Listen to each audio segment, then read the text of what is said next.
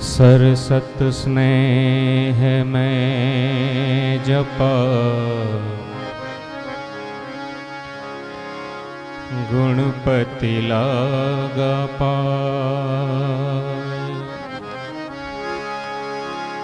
सरसत स्नेह में जपा गुणपति लागा पाय। ईश्वर ईश आराधवा सद्बुद्धि करो सहाय।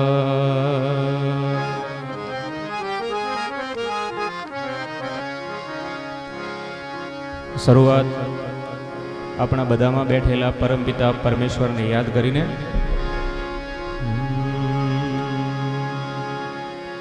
हे प्रभु आनंद दाता ज्ञान हमको दीजिए।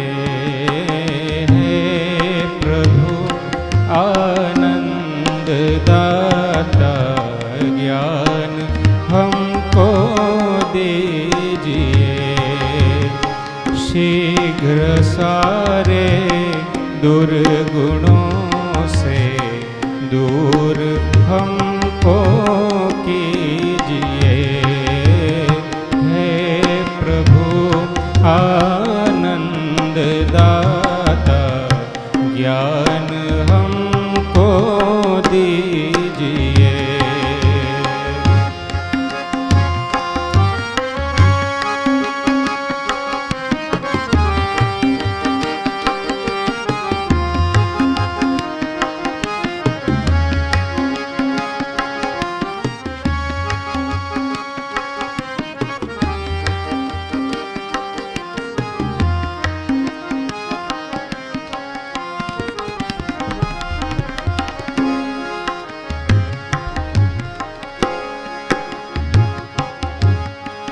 लीजिए हमको शरण में हम सदाचारी बने। लीजिए हमको शरण में हम सदाचारी बने। ब्रह्मचारी धर्म धारी बने। वीर व्रत धारी बने। हे प्रभु आनंद दाता ज्ञान हमको दीजिए। शीघ्र सारे दुर्गुणों से दूर हमको कीजिए।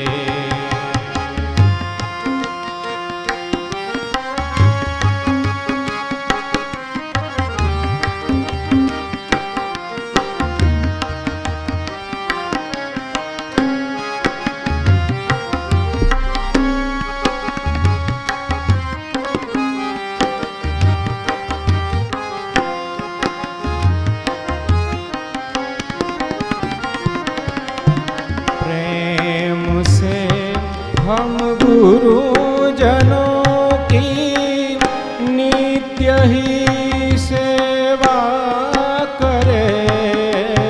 प्रेम से हम गुरुजनों की नित्य ही सेवा करें। सत्य बोले झूठ त्यागे मेल आपस में करे। मेल आपस में करे।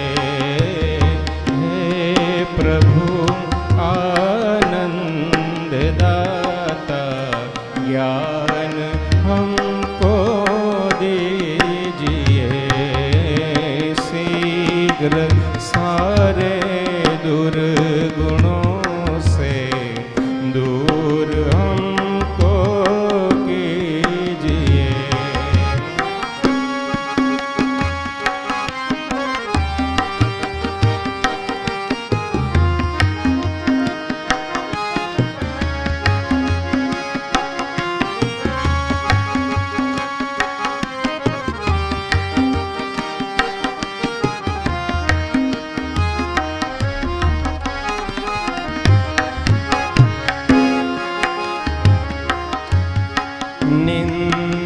किसी की हम किसी से भूल कर भी ना करें, निंदा किसी की हम किसी से भूल कर भी ना करें, दिव्य जीवन हो हमारा तेरे यश गाया करें, तेरे यश गाया करें।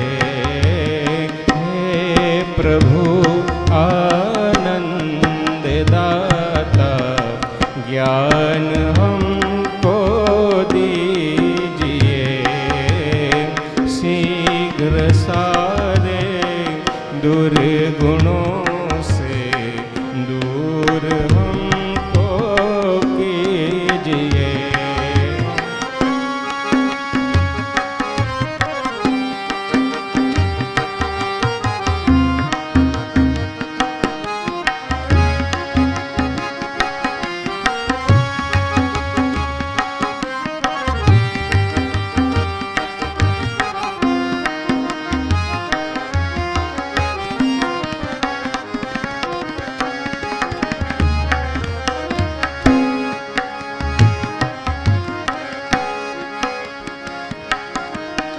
हे प्रभु आनंद दाता, ज्ञान हमको दीजिए, शीघ्र सारे दुर्गुणों से दूर हमको कीजिए, ज्ञान हमको दीजिए, ज्ञान हमको दीजिए, ज्ञान हमको दीजिए।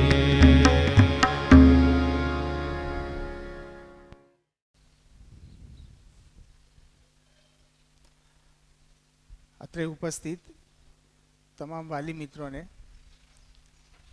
એન્જલ્સ પરિવાર વતી વંદન છે.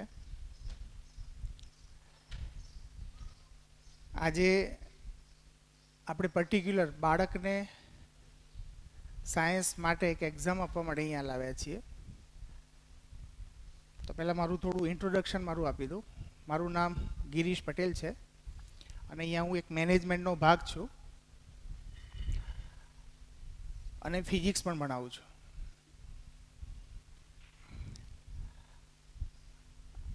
આજનો સેમિનારનો હેતુ કંઈક એવો છે કે આપણે સાયન્સ કેમ લેવું, પહેલો પ્રશ્ન એ. બીજી વસ્તુ છે કે સાયન્સ લેવું તો કેવી સ્કૂલમાં લેવું,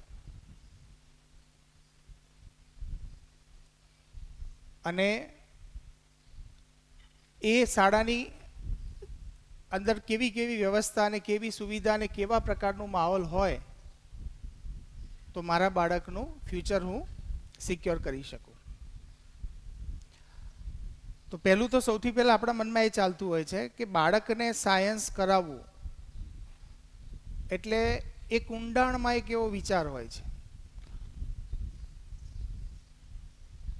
કે મારા બાળકને ડૉક્ટર બને, એન્જિનિયર બને, સારી કંપનીમાં જોબ લાગી જાય અને ખૂબ સારો પગાર મળે.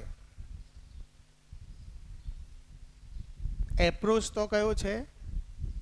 સેલરીનો, ઇન્કમનો. સ્વાભાવિક છે, ખોટું બી નથી.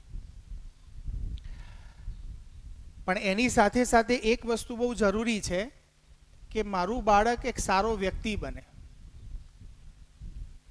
એવા ઘણા બધા પરિવારો આપણા સમાજમાં જોવા મળશે કે જેમના બાળ બચ્ચા ખૂબ સારું ભણ્યા છે પણ એ મા બાપને નથી રાખતા. પરિવારની અંદર વાતાવરણ જેમ ભણીએ છીએ એમ ડિસ્ટર્બ થાય છે. જેટલું વધારે એજ્યુકેટેડ માણસ એટલો એ પરિવારથી દૂર થાય છે. આવું ધ્યાનમાં આવે છે ક્યાંક ક્યાંક. બધે એવું છે એવું નથી કહેતો.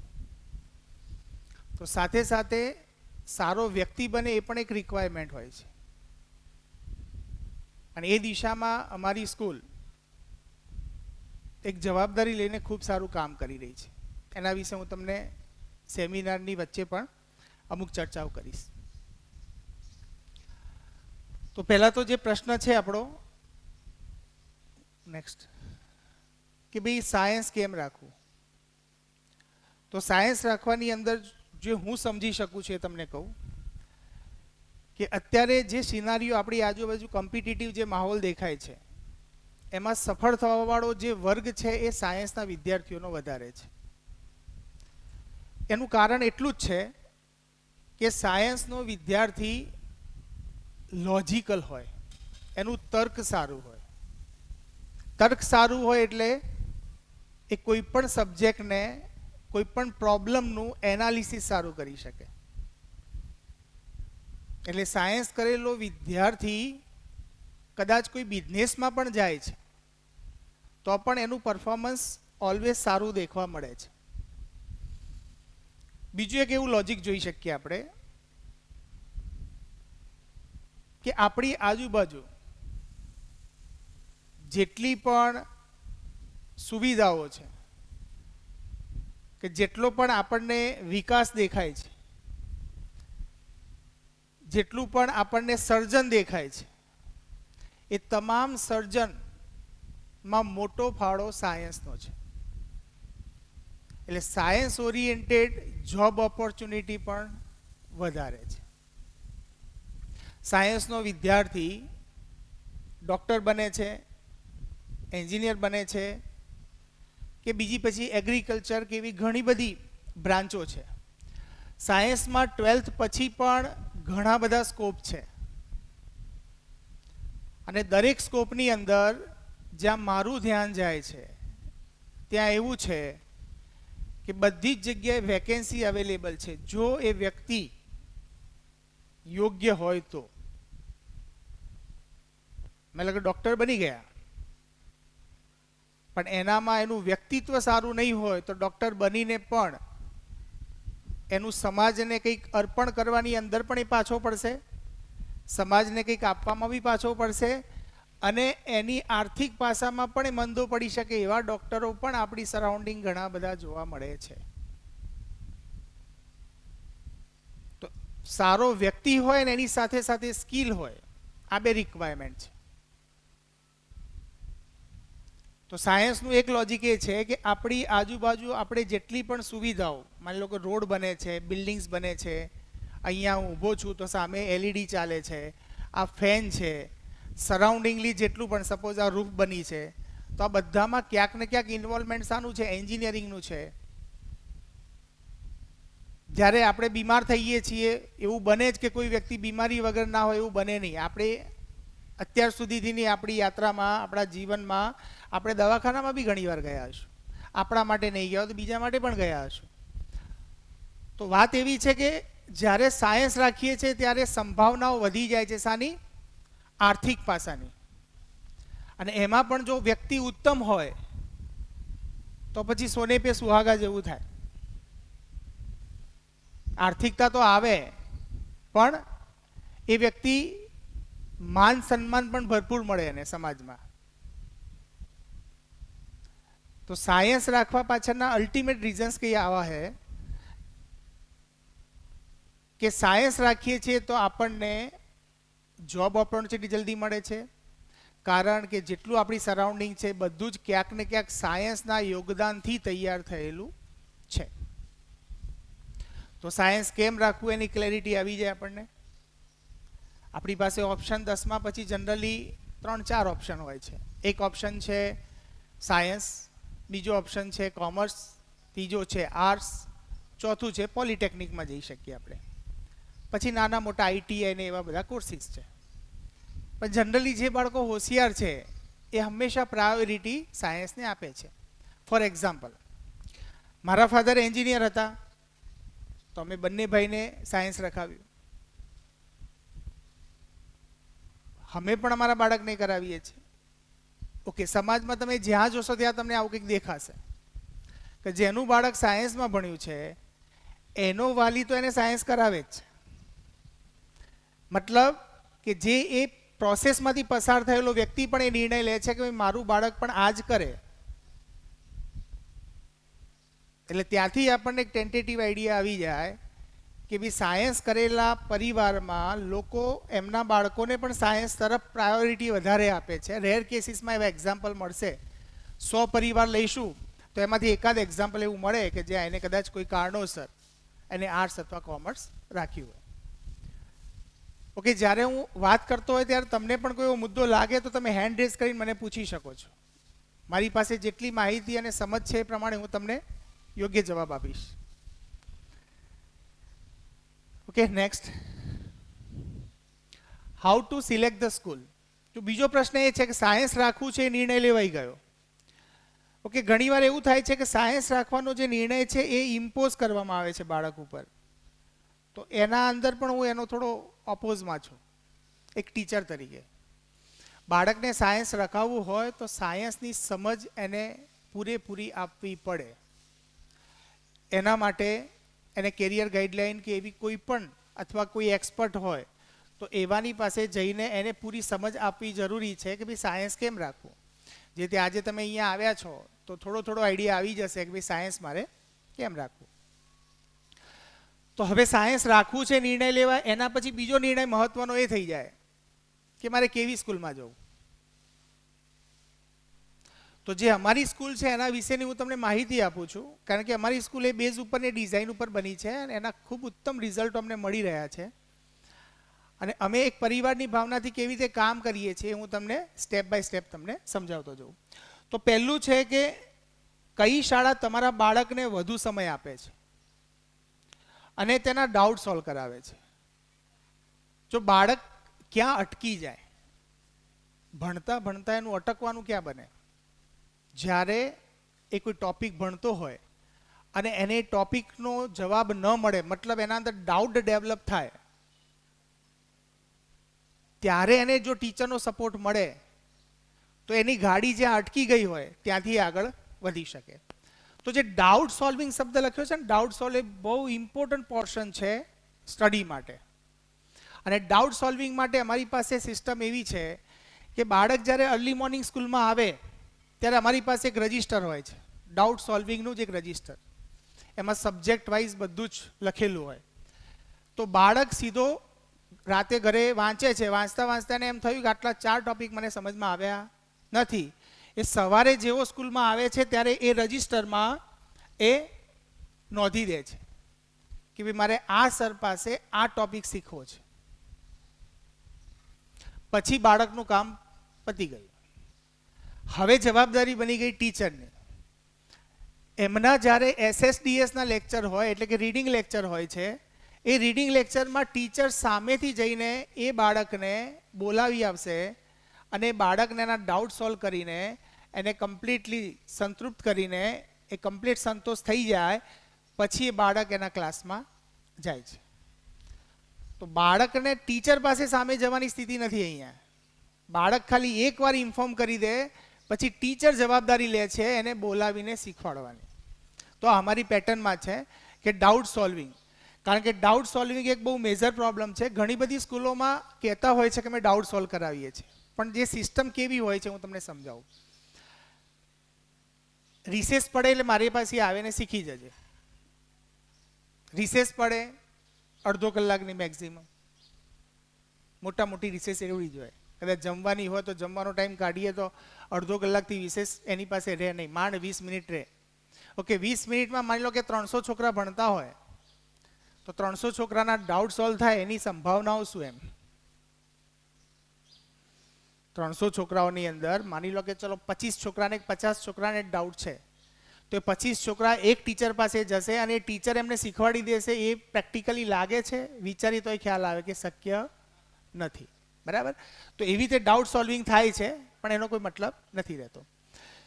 બીજો જે છે કે કઈ સ્કૂલ તમારા બાળકને વધુ સમય આપે. તો આપણી સ્કૂલનો ટાઈમ નોર્મલી અમે જે ગણીએ છીએ પ્રમાણે 8 થી 5 પ્રમાણે 9 કલાક, અને જે અહીંયા નજીકમાં જે હોસ્ટેલમાં કે અહીંયા પીજીમાં જે રહે છે એ લોકો માટે અમે સાંજે 6 થી લઈને 11 વાગ્યા સુધીથી. નજીકમાં બાળકો અહીંયા રહેતા હોય તો એ લોકો આવી શકે છે રાત્રિના ક્લાસમાં, જેને SSDS ક્લાસ કહીએ છીએ. એના વિશેની હું માહિતી તમને આગળ આપું. તો એમ ગણવા જઈએ તો અંદાજે 24 કલાકમાંથી 14 કલાક સ્કૂલ ઓલરેડી કામ કરે છે. બાકીના રહ્યા 10 કલાક. એ 10 કલાકમાં બાળક ઘરે જઈને ઊંઘે, ખાય પીએ અને એનું જે થોડું ઘણું રીડિંગ કરવાનું સેલ્ફ રીડિંગ હોય એટલો પોર્શન એ પતાવે. મતલબ એવો છે કે સ્કૂલ મેજોરિટી એની તૈયારીનો મોટો પોર્શન સ્કૂલમાં તૈયાર કરાવવા માટે રેડી હોય છે. બીજો પ્રશ્ન છે, બીજી જે ક્વોલિટી સ્કૂલમાં જોઈએ એ એવી છે કે કઈ શાળામાં અનુભવી અને એક્સપર્ટ ફેકલ્ટી છે. તો આપણી પાસે ટીચરો કોટા, અમદાવાદ, પાલનપુર જેવા ઘણા બધા સેન્ટરોમાં મિનિમમ 6 વર્ષથી ઉપર અને 10થી લઈને 20 વર્ષ સુધીના એક્સપિરિયન્સવાળા ટીચર્સ આપણી પાસે છે. અને અહીંયા જેટલા પણ તમે રિઝલ્ટ જુઓ છે બધા રિઝલ્ટ એમના દ્વારા જનરેટ થયેલા છે. આપણે ત્યાં ટીચરનો બદલાવાનો રેશિયો નથી, બહુ રેર કેસીસમાં એવું બને છે. એટલે જે ટીચર હોય છે સ્થાયી રહેવાની સંભાવનાઓ પૂરેપૂરી છે. બીજું, ટીચર એક બહુ મહત્વનો પોર્શન છે કે ટીચરની સાઈડથી ટીચર બાળકને કેવી રીતે ટ્રીટ કરે છે. ટીચર એને પ્રેમથી ટ્રીટ કરે છે કે કોઈ કોમ્પિટિશનમાં ધક્કો મારે છે કે જેવી રીતે મા બાપ અપેક્ષા રાખે છે એવી રીતે મોટી મોટી અપેક્ષાઓ જ રાખે છે કે બેટા તારે તો આટલા આવવા જ જોઈએ, પણ સામે બાળક શીખવા આવે ત્યારે એને કેટલો ન્યાય આપે છે. જો શીખવા આવે છે ને ન્યાય નથી આપતો અને ખાલી અપેક્ષા રાખે છે તો એ બાળક માટે બહુ એકદમ ટેન્શનવાળો પ્રોબ્લેમ થઈ જાય છે, એકદમ એ ડિપ્રેસ થઈ જાય છે. કારણ કે આવા કેસ હું હેન્ડલ દર વર્ષે કરું છું એટલે મને તો ખ્યાલ જ છે. સારી સારી કહેવાતી સ્કૂલો, પાલનપુરની સ્કૂલોમાંથી દર વર્ષે મારા ત્યાં 5 થી 7 બાળકો, સારા ટોપર બાળકો અમુક 15 દિવસ કે મહિનાના એક્સપિરિયન્સ પછી પાછા આવે જ છે. અને આવે છે ત્યારે એમની સ્થિતિ બહુ ખરાબ હોય છે. કેવી રીતે ખરાબ હોય છે? જેવી રીતે આપણે જો બધા ઘોડા સરખા ના હોય, ઘોડા સરખા મતલબ બધા વિદ્યાર્થી સરખા ના હોય, એને ઘોડા કહેવા યોગ્ય શબ્દ નથી, પણ આપણે એમ એક એક્ઝામ્પલ તરીકે લઈએ કે કોઈ મંદુ છે, કોઈ વધારે છે ને બધાને કે તમે બધા એક સાથે દોડો અને જો પડી જાઓ તો વાંધો નહીં, ભાગી જશો ચાલશે, પણ દોડો બધા. તો આવી સ્થિતિ અત્યારે સરાઉન્ડિંગ બધી જગ્યાએ છે. કારણ કે આપણી એક્ઝામ પેટર્ન બી એવી બની ગયેલી છે, કોમ્પિટિશન કોમ્પિટિશન કોમ્પિટિશન. અને એમાં જે ભોગ લેવાય છે એના આપણે 1-2 એક્ઝામ્પલની ચર્ચા કરીએ આગળ પછી. તો એક્સપર્ટ ફેકલ્ટીઝ છે આપણી પાસે અને એ ફેકલ્ટીનો તમને, અમારા ફેકલ્ટીનો તમને રૂબરૂ અમે 1-to-1 પરિચય થશે તમારી સાથે. ઘણી બધી સ્કૂલોમાં બાળક ભણી જાય પણ ખબર ના હોય કે કયા ટીચર શું ભણાવે છે. આપણી સ્કૂલમાં તમને એવું નહીં જોવા મળે. ત્રીજો મુદ્દો છે કઈ શાળા સ્ટાન્ડર્ડ સાહિત્ય ભણાવે છે. ચોથો મુદ્દો છે કઈ શાળામાં તમારા બાળક પાસે વધુ સેલ્ફ સ્ટડી માટેનો સમય બચે છે. તો આપણે અહીંયા જે 9 કલાકનું સ્ટડી કામ છે એના પછીનો જે પોર્શન છે એ સેલ્ફ સ્ટડી ઓરિએન્ટેડ છે. 14 કલાકના કામમાં બાકીનો પોર્શન છે એ સેલ્ફ સ્ટડીનો પોર્શન છે. પણ એ સેલ્ફ સ્ટડી પણ કેવી?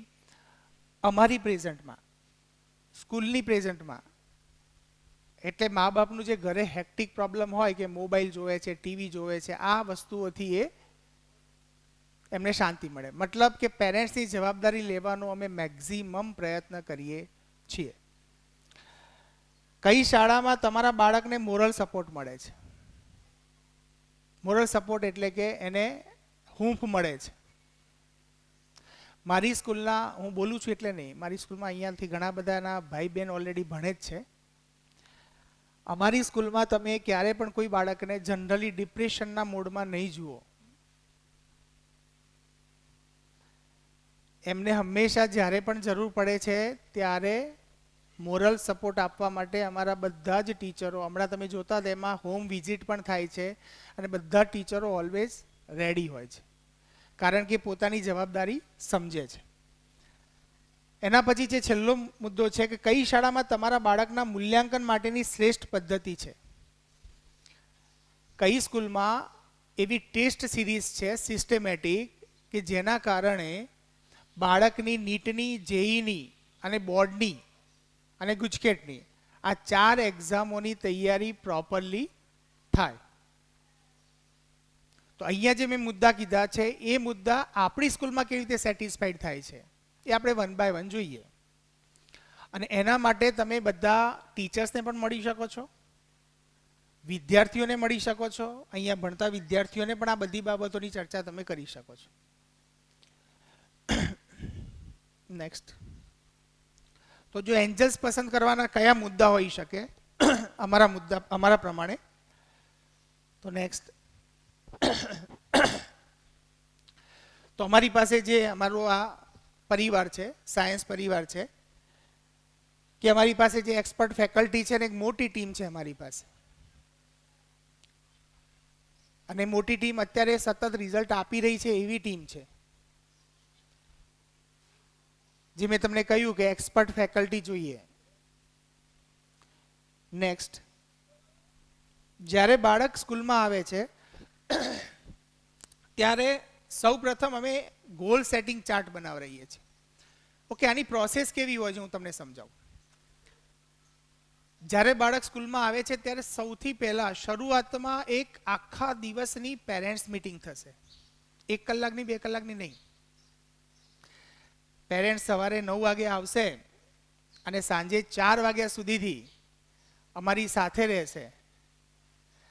અને એ દરમિયાન એક સેશન હશે કેરિયર ગાઈડલાઈનનું, બીજું સેશન હશે કે આપણે બાળકને કેમ ભણાવીએ છીએ એની ક્લેરિટી મળે આપણને, ત્રીજું સેશન હશે પેરેન્ટિંગનું, કે બાળકને સ્કૂલમાં સાયન્સમાં મૂકવાથી રિઝલ્ટ આવે એવું નથી હોતું, એની સાથે મારે ઘરમાં કેવું વાતાવરણ ઊભું કરવાનું છે અને એને કેવો મોરલ સપોર્ટ અને કેવી વસ્તુઓ કે જે સમસ્યા ઉત્પન્ન થાય એમાં સ્કૂલ સાથે સતત કોન્ટેક્ટમાં રહીને એ પ્રોબ્લેમ્સ કેવી રીતે રિઝોલ્વ કરવાના છે. એટલે પેરેન્ટિંગ એક બહુ મહત્વનો મુદ્દો છે. મેં જોયું છે અત્યાર સુધીના મારા અનુભવમાં, એવું મારા ધ્યાનમાં ગયું છે કે જે બાળકો રિઝલ્ટ લાવ્યા છે એ બધા જ બાળકોના મા બાપ એમને સપોર્ટ કરતા હોય છે, એવું મારા ધ્યાનમાં ગયેલું છે. જેના ઘરનું વાતાવરણ સારું છે, જેના ઘરમાં એના બાળકોને ભણવાનું પ્રેશર નહીં પણ સપોર્ટ સિસ્ટમ મળે છે, ઓછા માર્ક્સ આવે તો પણ એની સાથે સારો વ્યવહાર, વધારે માર્ક્સ આવે તો પણ એની સાથે સારો વ્યવહાર, અને આવી સ્થિતિમાં એની સાથે સતત એક માહોલ ઘરનો મળતો હોય છે, એ નેચરલ હોય છે, એ મા બાપના સ્વભાવ જ એવા હોય છે. કારણ કે અમારે તો ઇન્ટરેક્ટ થાય એટલે અમને ખબર પડી જાય, તો એ બાળકોના રિઝલ્ટ નેચરલી સારા આવે છે. તો આપણે બધા જ એ પ્રમાણેના પ્રયત્નો કરીએ અને સાથે મળીને, માની લો કે તમને ખ્યાલ નથી કે પેરેન્ટિંગમાં કે વાલી તરીકે મારો શું રોલ છે બાળકને સાયન્સમાં મૂક્યા પછી, તો એની પણ આપણે ગહન ચર્ચા કરીએ. અને એના એ દિવસે બધા જ ટીચર મિત્રો તમારી સાથે રહેશે, એટલે તમે સ્કૂલને વધુ સારી રીતે ઓળખશો, સ્કૂલને બહુ નજીકથી અને વધુ સારી રીતે ઓળખશો. સ્કૂલ સાથે તમને પરિવારનું લાગણી પેદા થશે. તમને એમ થશે કે મારા બાળકને કંઈ પણ પ્રોબ્લેમ થાય તો સ્કૂલનો દરવાજો કાયમ ખુલ્લો છે. તમે ગમે ત્યારે આવીને સ્કૂલમાં તમારી રજૂઆત કરી શકો છો. તો આવું વાતાવરણ ક્યારે ઉત્પન્ન થાય કે જ્યારે આપણો એકબીજા સાથે પરિચય થાય ત્યારે. અત્યારે તો તમારા માટે હું અનનોન છું, પણ જેવું એડમિશન લેશો ત્યારે તમને એ વસ્તુનું ઓટોમેટિક ખ્યાલ આવશે કે ભાઈ આ સ્કૂલ તો મારી છે, એવું તમને લાગણી થશે, એ ગેરંટેડ છે. કારણ કે અમે બધા જ એવું સ્પષ્ટ માનીએ છીએ કે સ્કૂલ તો પેરેન્ટ્સની જ છે, પછી બાળકની છે, પછી અમે આવીએ. કેવી રીતે બતાવો? તમારી સ્કૂલ છે કેવી રીતે કહી શકાય? હા, પસંદગી. અને બીજી વસ્તુ તમે સમજો, આ સેલ્ફ ફાઇનાન્સ સ્કૂલો છે, આને ચલાવે છે કોણ? તમારી ફીસ ચલાવે છે. અહીંયા તમને હક છે, નાનામાં નાની વસ્તુ પૂછવાનો, અને તમને અધિકાર છે કે તમે તમારા બાળક માટે ગમે ત્યારે સ્કૂલમાં આવીને વાત કરી શકો છો. કારણ કે તમે જ આને ચલાવી રહ્યા છો, આર્થિક રીતે પણ તમે ચલાવી રહ્યા છો. કારણ કે પેરેન્ટ્સના સારા વ્યવહાર જ અમને પણ મોટિવેશન આપે છે. ટીચર તરીકે અને સ્કૂલના સંસ્થાના મેનેજમેન્ટ તરીકે પણ પેરેન્ટ્સનો જે સારો વ્યવહાર છે અમને મોટિવેશન આપે છે. તો એ સેન્સથી પણ તમે સ્કૂલ ચલાવો છો. આર્થિક રીતે તો ચલાવો જ છો. કારણ કે સેલ્ફ ફાઇનાન્સ સ્કૂલમાં ટોટલ જે પણ સિસ્ટમ ચાલે છે, આજે અહીંયા 150 થી 200નો જે સ્ટાફ છે, બધો ગણવા જઈએ તો 200 જેવો સ્ટાફ થાય છે. તો આ 200 સ્ટાફના ઘર બી તમે જ ચલાવો છો. તો એ સેન્સથી તમે અધિકાર છે તમને, એટલે તમે પૂછી શકો છો. અને અમે સ્પષ્ટ રીતે માનીએ છીએ કે એ તમને અધિકાર છે. તો પહેલો જે પ્રોગ્રામ અમારો આવે છે અહીંયા એ ગોલ સેટિંગ પ્રોગ્રામ હોય છે. એમાં શરૂઆતમાં પહેલી પેરેન્ટ્સ મિટિંગ થશે હોલ ડે. એટલે પેરેન્ટ્સને પણ એક આઈડિયા આવશે કે મારા બાળક સાથે મારે કેવી ચર્ચામાં જોડાવવું અને એનો ગોલ મારે કેવી રીતે નક્કી કરવો. કારણ કે પેરેન્ટ્સ માટે તો સાયન્સ નવું છે, એને તો આઈડિયા જ નથી કે મારે સાયન્સમાં બાળકને શું સલાહ આપવી. ઓકે, તમારા બાળક વચ્ચે પણ કંઈક ગેપ હશે તે સ્કૂલ ભરી આપશે. ઘણીવાર ઘણા બાળકો મા બાપ સાથે બહુ વાત કરતા નથી ભણવાને લઈને, ડિસ્ટન્સ હોય છે. પણ સ્કૂલનું વાતાવરણ જ એવું છે કે એ એના મમ્મી પપ્પાને સાંભળશે જ. કારણ કે જાણતા અજાણતા અમે પેરેન્ટ્સ શું વસ્તુ છે એના વિશેનું જે મહત્વ છે અમે સમજાવીએ જ છીએ. અને ખાલી સમજાવતા નથી, અમે લોકો જીવીએ પણ છીએ. એટલે સ્વાભાવિક રીતે અમારા શબ્દોના વજન પડે છે, નેચરલી પડે છે. એના માટે અમારે બહુ તાકાત નથી કરવી પડતી. અત્યારે હું તમારી સાથે વાત કરું છું એના માટે મારે કંઈ સ્પીચ તૈયાર નથી કરવી પડતી, કોઈ જરૂરિયાત નથી. કારણ કે સહજ રીતે જે જીવીએ છીએ તમારી સાથે રજૂ કરીએ છીએ. આ તો આપણને ભેગા મળવાનો એક મોકો મળ્યો એટલે આપણે રજૂ થઈએ છીએ કે આ પરિચય કરીએ છીએ આપણે એકબીજાનો. વિશેષ કાંઈ નથી. સેમિનારને એવા બધા ભારે શબ્દો આપવાની જરૂર નથી. આ ખાલી પરિચય છે કે તમને સંસ્થાનો થોડો ઘણો પરિચય થાય આંશિક. અને જ્યારે તમારું બાળક અહીંયા આવે ત્યારે આપણે એને આપણા સંબંધો થોડા વધુ ગાઢ બનાવીએ અને આપણે બંને ભેગા થઈને વાલી અને ટીચર, શિક્ષક બંને ભેગા થઈને બાળકનું ઘડતર કરવું છે. તો એ સેન્સમાં ખાલી ઘડતર કરવું છે એટલે કંઈક ખાલી એને સારા ટકા આવી જાય અને નોકરી નહીં, એ તો આવશે જ, એ બાય ડિફોલ્ટ આવશે. જ્યારે વ્યવહાર સારો થઈ જશે ત્યારે બાળક ઉર્જાથી ભરાઈ જવાનું છે. અને બાળક જ્યારે ખુશ રહેતું થઈ જશે ત્યારે રિઝલ્ટ આવવું એ તો સ્વાભાવિક ઘટના છે. એને કેમ ભણવું છે એની ક્લેરિટી એને આવી જશે. એને ખબર છે કે ભાઈ મારે ભેડ બકરીની જેમ દોડીને રેસમાં નથી જવાનું, મારે તો ભણવાનું કોઈ પર્પસ છે. કારણ કે અત્યારે બી હું ક્વેશ્ચન કદાચ તમને બધાને પૂછીશ ને તો એ જવાબ નહીં આવે. હું એમ પૂછીશ ને તમે બાળકને કેમ ભણાવો છો, આ પ્રશ્ન તમને આપું છું, ઘરે જઈને તમે વિચારજો. પછી ક્યારેક ભવિષ્યમાં મળવાનું થશે તો એના વિશે આપણે ડિટેલમાં ચર્ચા કરશું. આપણને જ ખબર નથી આપણે બાળકને કેમ ભણાવીએ છીએ. એક જ વસ્તુની ખબર છે, મારું બાળક નોટો છાપતું થઈ જાય તો કામ થઈ જાય, મારું બાળક વધારે પગાર લેતું થઈ જાય તો મારું કામ થઈ જાય. બસ આનાથી વિશેષ નથી. પણ એનાથી વિશેષ શિક્ષણનું મૂલ્ય છે. શિક્ષણ ત્યાં પૂરું નથી થતું. એટલું શિક્ષણ આપણે આપીશું ને તો માણસો નહીં પેદા કરીએ, યંત્ર પેદા કરશું આપણે. અને એવા બાળકો જ્યારે સમાજમાં કાલે ને આજે નહીં તો કાલે કોઈ પદ ઉપર તો જવાના જ છે. જે રીતે આજે હું ટીચર છું, કોઈ કલેક્ટર બી બને, કોઈ મામલતદાર બી બને, જ્યાં પણ મૂળ કંઈક તો કરવાના જ છે. અને ત્યાં જો એને પ્રોપર શિક્ષણ નહીં મળ્યું હોય તો અત્યારે જે સમાજમાં બહુ ભય દેખાય છે ને એનું કારણ એ જ છે કે આપણે સ્કૂલ લેવલથી કે એક મા બાપ તરીકે આપણે ક્યાંક ફરજો ચૂક્યા છીએ. એને પૂરી તો કરવી પડશે. ખાલી ટકા ટકા ટકા નહીં થાય. ટકા જરૂરી છે, આવશે બી ખરા, કેમ નહીં આવે. પણ સેન્ટરમાં ટકા હશે ને તો તમારો બાપ દીકરાનો સંબંધ બી નહીં રહે ને મા દીકરાનો સંબંધ બી નહીં રહે. તમે જોજો, છોકરું જેવા પપ્પા ઘરમાં આવ્યા છોકરું રૂમ છોડીને બીજી રૂમમાં જતું રહેશે. ઘણાનો અનુભવ હશે. કારણ કે એને ખબર છે કે અમને ટકા સિવાય કંઈ દેખાતું જ નથી. તમને ઘટના શેર કરું. એક દીકરો મારી પાસે આવે છે એડમિશન લીધાના 2-3 મહિના પછી, અને મને એમ કહે છે કે સર મારા મમ્મી પપ્પાને તમે સમજાવી દો. કીધું શું થયું બેટા? ગુસ્સામાં હતો. એટલે કે મારા પપ્પા મને 10મામાં એમ કરતા હતા કે તું 80% લાવ, ઘણા થઈ ગયા.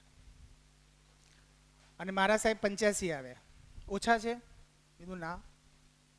તો એ 80ની ડિમાન્ડ કરતા હતા, હું 85 લાવ્યો તો હજી એમને ઓછા પડે છે. ઓકે, કે હું જેટલો બી પ્રયત્ન કરું, મારી સાઈડથી જેટલી પણ તાકાત લગાવું ને, અને ગમે તેટલા માર્ક્સ આવે તો ક્યારે એમના મોઢાથી એવું મેં નથી સાંભળ્યું કે બેટા સરસ કર્યું આજે છે. એમની જે ભૂખ છે એને હું સંતોષી શકતો નથી, હું થાકી ગયો છું હવે. આ છોકરાના શબ્દો.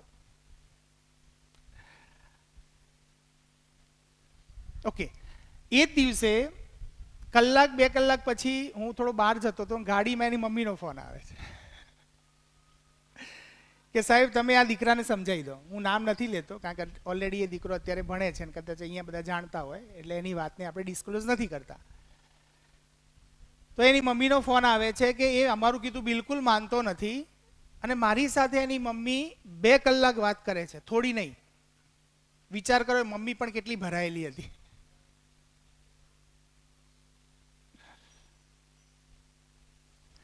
એમાં એમના મમ્મીનો પણ વાંક નથી, દીકરાનો બી વાંક નથી, પણ હજી પૂરી સમજ નથી કે મારે કેમ ભણાવવાનું છે અને મારે દીકરા સાથે, મારો દીકરો છે તો કેવી રીતે વ્યવહાર કરવાનો છે. એવું આપણું ધ્યાન જાય છે કે જ્યારે બાળક જન્મે છે ને ત્યારે આપણે એને બહુ વાલ કરીએ છીએ, તેડીને ફરીએ છીએ, મારો દીકરો કરીએ છીએ. અને જેવી આ હરીફાઈમાં લાગી જાય છે ને, અને જેવા તમે ટકા સાથે એને જોડી દો છો ને પછી તમને એમાં દીકરો દેખાતો જ નથી અને દીકરાને પછી બાપ દેખાતો નથી. એટલે જેવો બાપ ઘરમાં આવે એટલે તરત દીકરો શું કરે છે. હમણાં 2 દિવસ પહેલા જ હું એક પરિવારમાં જઈને આવ્યો. મને એ મોટા ભાઈ મને 2 વાર રસ્તામાં મળ્યા, ખૂબ આગ્રહ કરતા હતા, સર મારા ઘરે આવો, મારા ઘરે આવો. મેં કીધું હું આવું છું નિરાંતે. પછી હું ના ગયો 2 દિવસ, આ બધું કામ હતું એટલે હમણાંની જ વાત છે. હું ના ગયો એટલે એક દિવસ અચાનક મારા ઘેર આવી ગયા, ચાલો સાહેબ ઘરે જાઓ. મેં કીધું ચલો ભાઈ, હવે મારે જમવાનું બી બાકી હતું, છતાંય મેં કીધું આટલો તમારો આગ્રહ છે, 2-3 વખત તમે કહ્યું તો મને એમ લાગે છે કે જવું જ પડશે, તો ચલો આપણે સાથે જઈએ. ત્યાં પણ જ્યારે વાત થઈ ત્યારે આ સ્થિતિ જ હતી. બાળક છે ને કે મને સાંભળતો નથી, હું જેવો ઘરમાં આવું તરત જ બીજી રૂમમાં જતો રહે છે. ટીવી જોતો રહે, ટીવી બંધ કરીને જતો રહે, મોબાઈલ જોતો મોબાઈલ મૂકીને જતો રહે, પણ મારી પાસે બેસતો નથી, મતલબ મારી વાત માનતો નથી.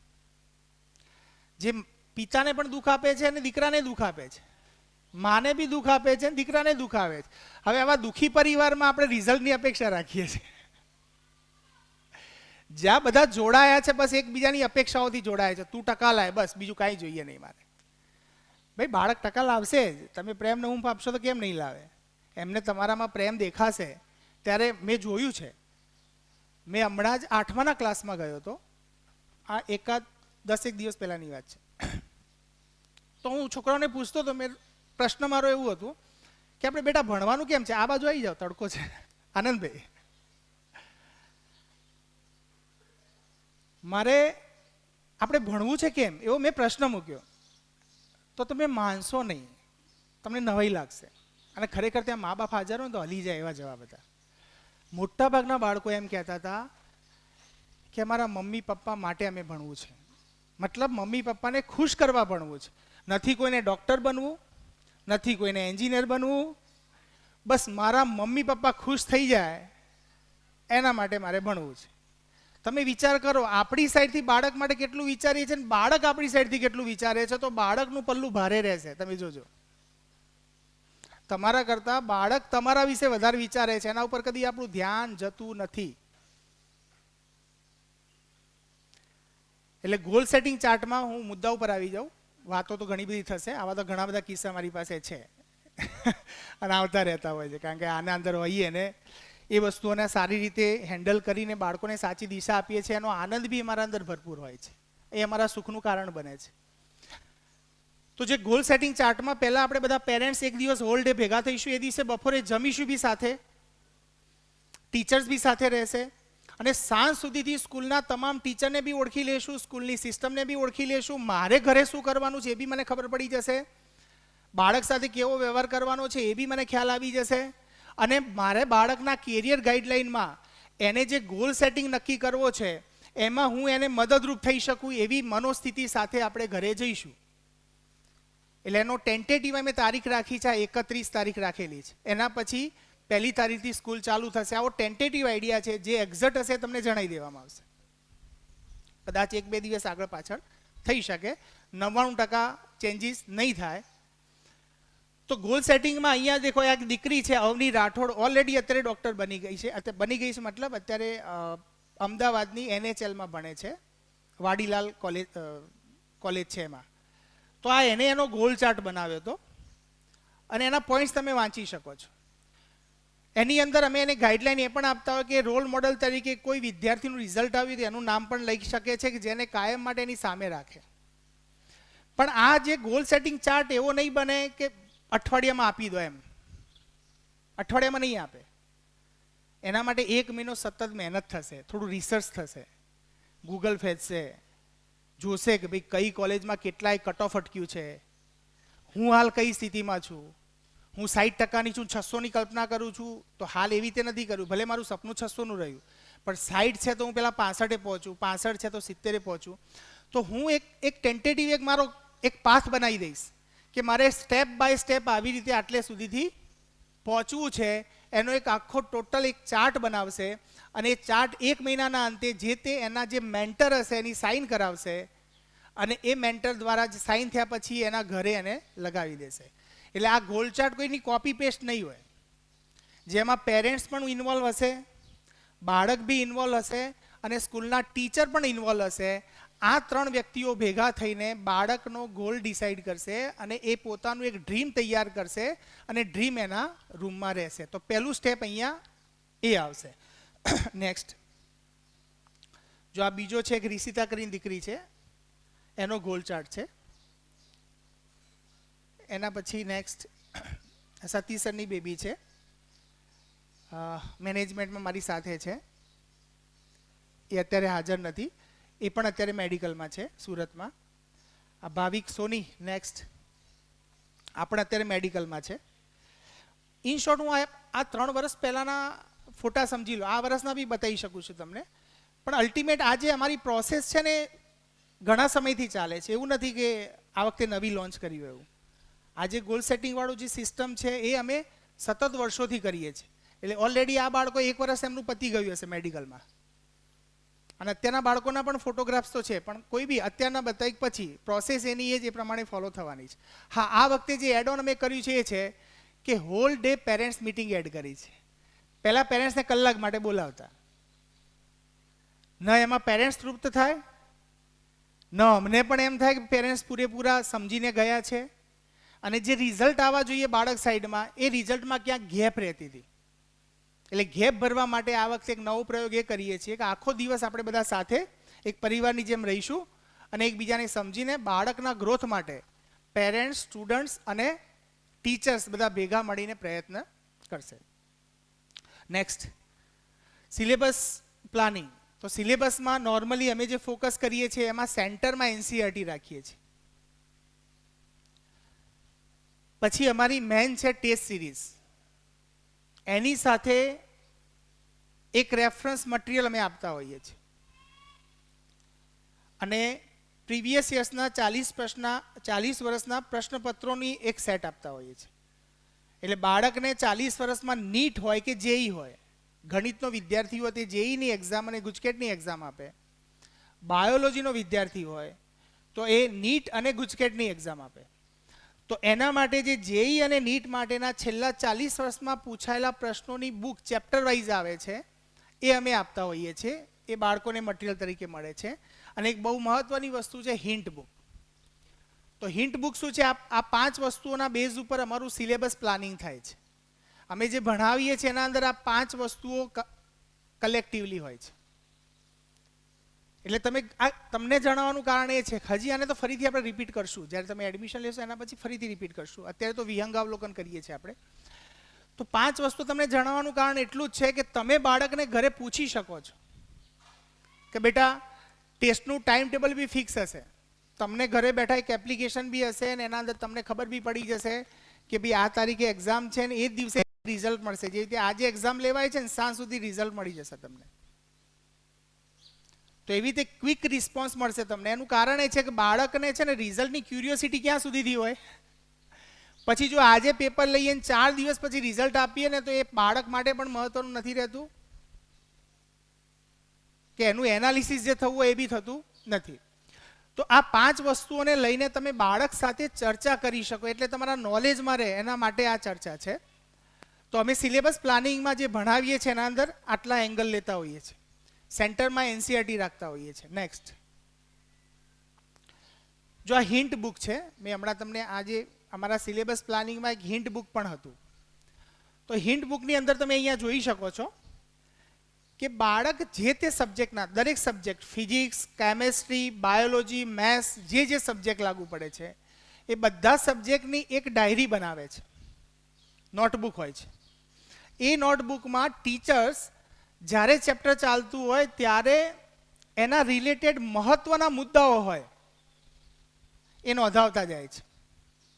અને બાળક વાંચતો હોય ત્યારે એને અમુક લાગે કે ભાઈ આ મહત્વનું છે, એ બી એ નોંધતો જાય છે.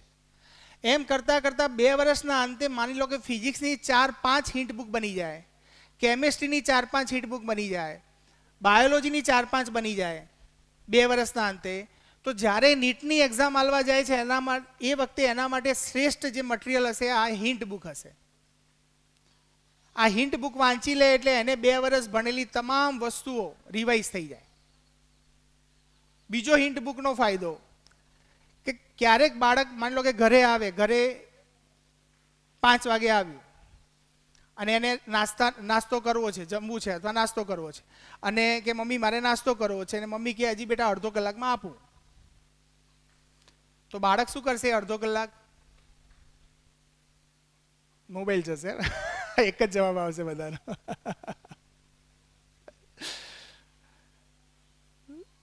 તો મોબાઈલ જોશે અથવા કોઈ પણ જગ્યાએ ટાઈમ બગાડશે. પણ એની જગ્યાએ એની પાસે એક કામ છે જ હિન્ટ બુકનું. ક્યાંક ટ્રાવેલિંગ કરતો હોય, ક્યાંક પ્રસંગમાં ગયા, ટ્રાવેલિંગ કરતો હોય, અપડાઉન કરતો હોય, તો એની પાસે એક ઓપ્શન છે. કોઈ સિસ્ટમેટિક વાંચવાનું ના હોય તો એક ઓપ્શન ખુલ્લો છે. શું? હિન્ટ બુક ખોલો અને વાંચી લો. ઓકે, હિન્ટ બુક બી કેવી? રેડીમેડ નહીં, એની બનાવેલી. આમ તો રેડીમેડ ઘણી અમે આપી શકીએ બનાવીને આપવી હોય તો, પણ રેડીમેડ એ રેડીમેડ છે ને મારી પોતાની બનાવેલી એ જ મારા મગજમાં ઉતરે. એટલે બાળક પોતાની હિન્ટ બુક જાતે બનાવે અને એ હિન્ટ બુકના આધારે પોતાનો જે રિવિઝન છે એ મલ્ટિપલ ટાઈમ કરે. કારણ કે રિઝલ્ટમાં રિવિઝન બહુ ઇમ્પોર્ટન્ટ હોય છે. બાળક સિલેબસ કેટલી વાર રિવાઇઝ કરે છે, જેટલી વાર રિવિઝન કરશે એટલો એનું શાર્પ રિઝલ્ટ આવશે.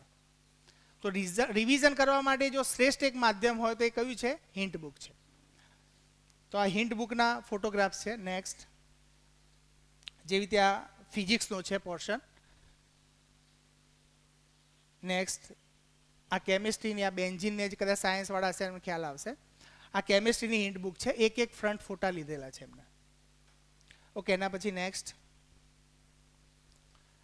તો જો 34 વર્ષના નીટના પ્રીવિયસ યર્સના ચેપ્ટર વાઇઝ, ટોપિક વાઇઝ પ્રશ્નપત્રો છે, એમટીજીની બુક છે, જે મેં તમને અમારા સિલેબસ પ્લાનિંગમાં એક લખ્યું હતું PYQ 40 years વાળા.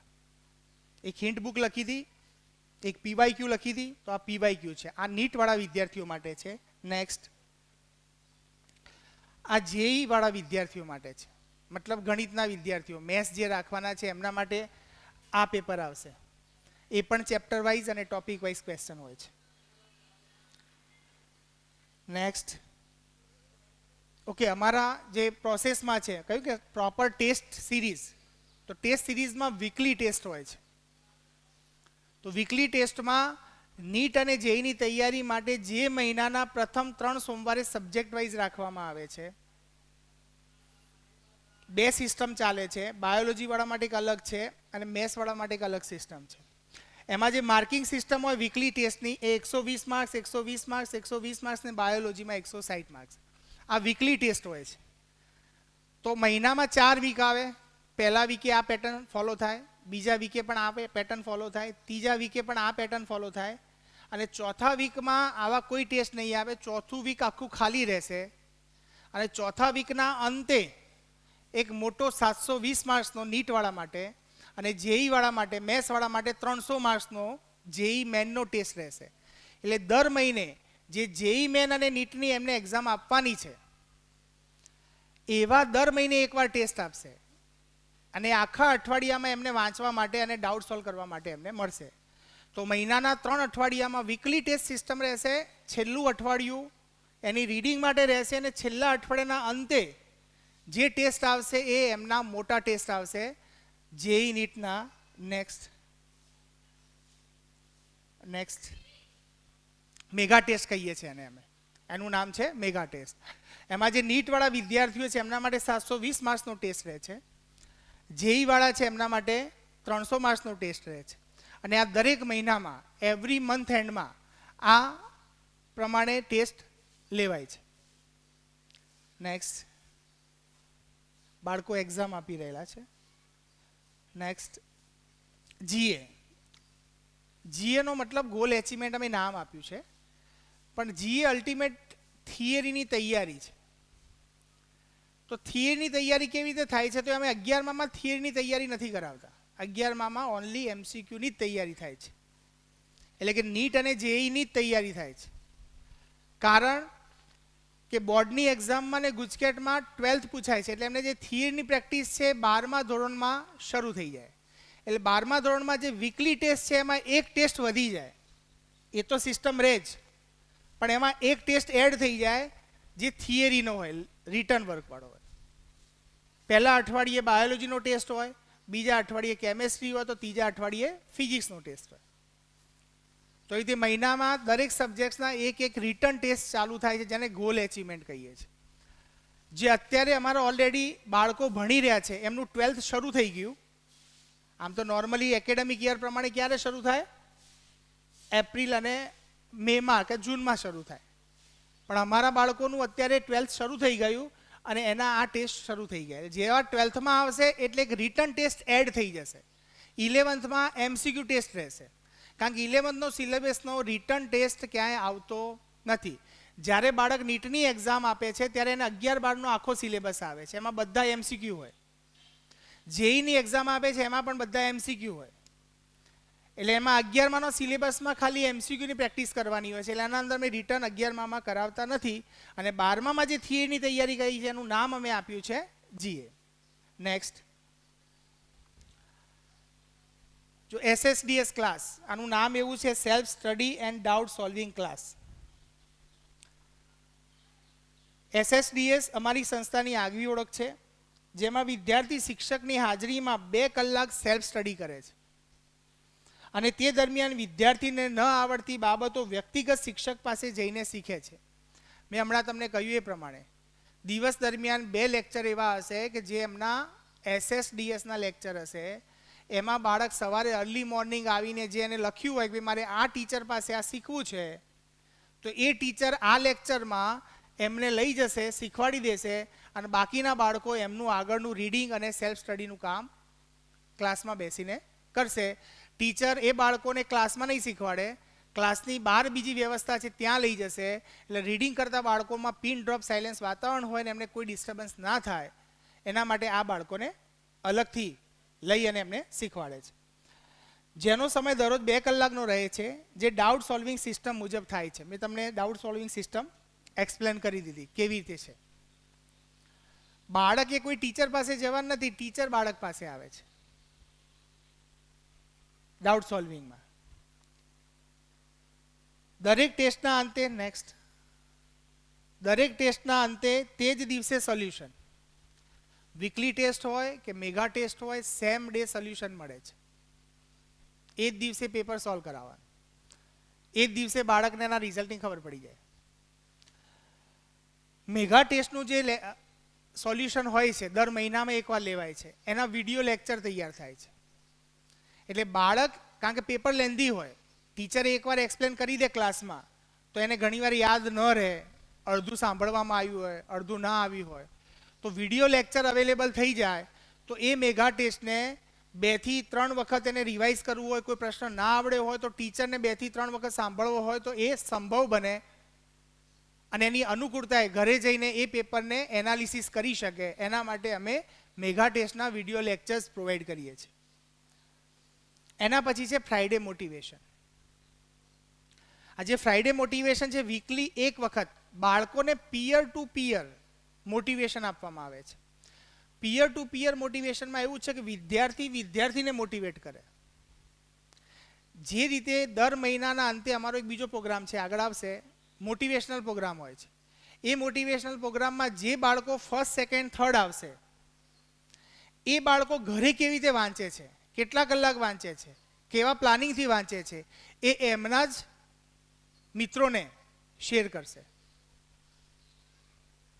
મતલબ બાળક જ બાળક માટે એક ઉદ્દીપકનું કામ કરશે.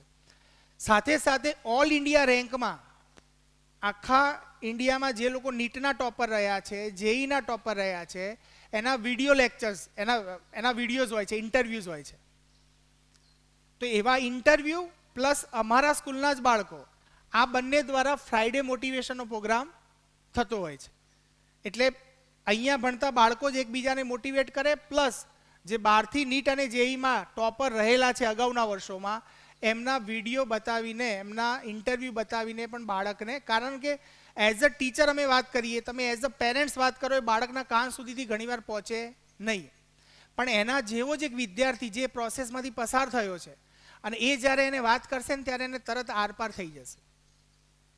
એટલે એને કહેવાય છે પિયર ટુ પિયર લર્નિંગ કહીએ છીએ, કે આપણી સરખી ઉંમરના વ્યક્તિઓ પાસેથી આપણે વધારે શીખતા હોઈએ છીએ.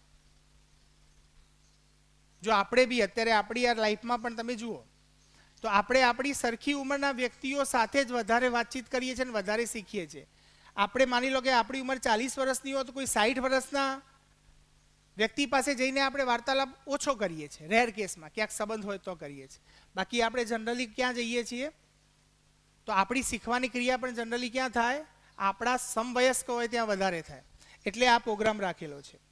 બીજું નાઇટ રીડિંગ, જે અહીંયા રહે છે, પીજીમાં રહે છે, એ વિદ્યાર્થીઓ માટે નાઇટ રીડિંગની વ્યવસ્થા છે. નજીકમાં બાળકો રહેતા હોય તો એવા પણ 5-7 બાળકો ઓલરેડી જોઈન થતા જ હોય છે. તો એમના માટે રીડિંગ 6 થી 11નું હોય છે. રેગ્યુલર રિપોર્ટિંગ, હવે રેગ્યુલર રિપોર્ટિંગમાં એવું છે કે જેવા તમે એડમિશન લેશો ને તરત જ એના 15 દિવસમાં દરેક બાળકને એક પરમેનન્ટ મેન્ટર મળી જશે. એક ટીચર 2 વર્ષ દરમિયાન, તમે પાલક પિતા છો એવી રીતે સ્કૂલના ખાતે એક એના શિક્ષણ માટેનો એક પિતા મળી જશે એને, જેને મેન્ટર કહીએ છીએ અમે. એ મેન્ટર સાથે એની કોઈ પણ એના સ્ટડી ઓરિએન્ટેડ કે એના લાઈફ ઓરિએન્ટેડ કોઈ ફ્રસ્ટ્રેશન આવે છે, કંઈ પણ થાય છે તો એની સાથે વાર્તાલાપ કરશે. એ ટીચર પાસે, એ મેન્ટર પાસે એ બાળકની ટોટલ ડિટેલ પણ હશે. તો જ્યારે પેરેન્ટ્સ સ્કૂલમાં આવે અથવા એ મેન્ટર 4 મહિનામાં એકાદ વખત તમારી મુલાકાત બી લેશે. અત્યારે આ એક નવો પ્રયોગ છે, 4 મહિનામાં એકવાર. બહુ ઘણીવાર હેક્ટિક થઈ જાય છે કામ આ બધા કરવાને, પણ તમારા ત્યાં આવવાની સંભાવનાઓ વધારે છે. અમારા ટીચરો જનરલી આવી જ જાય છે.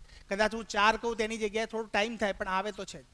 તો એ ટીચર એક મેન્ટર છે, તમારા બાળકની નાનામાં નાના એના માર્ક્સથી લઈને એની પાસે માહિતી છે. જે માની લો કે તમે મારી પાસે આવ્યા અને મને કહો કે મારા દીકરાનું કેવું કામ ચાલે છે. હવે હું તો એમ શું કહું, કારણ કે મારી પાસે આવા ઓલરેડી 300-400 બાળકો એ ભણતા હોય સાયન્સના, અને બીજા ઓલરેડી સ્કૂલના ટોટલ થઈને 3000 બાળકો છે. તો મારી પાસે તો એક જ તમે જવાબની અપેક્ષા રાખી શકો, શું સરસ કરે છે. પણ એ સરસ કરે છે એમાં મારો કોઈ અભ્યાસ ના હોય, મને બાળક વિશે ખાલી એનો ચહેરો જ ઓળખતો હોય, એનાથી વિશેષ કોઈ માહિતી ના હોય મારી પાસે. પણ જ્યારે એક મેન્ટર મળી જાય છે એટલે શું થાય છે કે મેન્ટર એની આખી સાયકોલોજી સમજે છે, એની સાથે વારંવાર મળે છે, અને જે આ રિપોર્ટિંગ કીધું છે ને, એ રિપોર્ટિંગમાં એ જેટલું પણ જે રીતે એનસીઈઆરટી એની નોટબુક બનાવી, એને ગયા એક્ઝામમાં કેટલા માર્ક્સ આવ્યા, આ દરેક વસ્તુ, એને કયા સબ્જેક્ટ વીક પડે છે, તો એ દરેક વસ્તુ વિશે એની સાથે ચર્ચા કરશે. જેથી કરીને એક પિતા તરીકે, જે રીતે ઘરે તમે પિતા છો એવી રીતે સ્કૂલમાં પણ એમને એક પિતા મળશે જે મેન્ટર સ્વરૂપમાં મળશે એમને. ગોલ સેટિંગને લીધે બાળકનું લક્ષ્ય, જે સૌથી પહેલાં મેં તમને ગોલ સેટિંગ ચાર્ટનું કહ્યું, એના કારણે બાળકનું લક્ષ્ય ક્લિયર થાય છે. જો એક માણસની એક ખૂબસૂરતી છે, એઝ અ આપણે બધા માણસો જ છીએ, તો માણસની બ્યુટી કેવી છે? લક્ષ્ય વગર જીવી શકાય? મારો ક્વેશ્ચન છે. કોઈના મગજમાં હોય તો જવાબ આપી શકે, હા કે ના. લક્ષ્ય વગર જીવી શકાય? શક્ય છે? સંભવ છે? જો લક્ષ ના હોય ને તો આપણે બપોરનું જમવાનું ના જમીએ, કારણ કે એના માટે બી એક લક્ષ બને છે, એક પ્લાનિંગ થાય છે. જેથી આજે બપોરે જમવાનું છે ને એના માટે કોઈક લક્ષ નક્કી થાય છે નાનું, કે ભાઈ બપોરે આ સબ્જી ખાઈશ, આ સબ્જી ખાઈશ, આ કરીશ ને આવી રીતે આ બનાવીશ. તો એવી રીતે જ્યાં સુધી લક્ષ નિર્ધારિત નહીં થાય, હું શાના માટે ભણું છું એ ક્લિયર નહીં થાય, અને હું રેસમાં લાગી જઈશ, તો પછી મને એમાં ઇન્ટરેસ્ટ ડેવલપ નહીં થાય. હું જે કામ કરી રહ્યો છું એ કદાચ કામ કરીશ, લોકોને જોઈ જોઈને કદાચ લક્ષ વગર. જો લક્ષ વગર કેવું થાય ખબર છે, બીજાની કોપી કરી શકો તમે, કે ભાઈ પેલો ભાઈ અહીંયા જાય છે એટલે હું બી ત્યાં જાઉં. પણ એમાંય લક્ષ તો છે જ, કારણ કે ભાઈએ જે મેળવ્યું છે મારે મેળવવું છે. એટલે લક્ષ વગર કોઈ પણ માણસ જીવી ના શકે.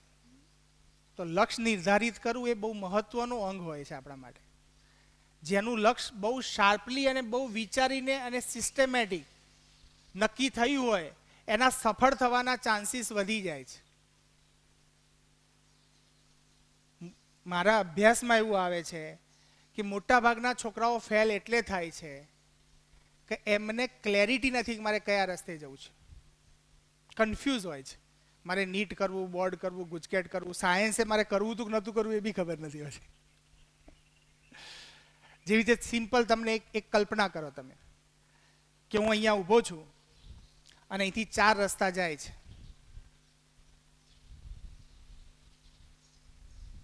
મારું લક્ષ્ય નક્કી નથી ક્યાં જવાનું છે.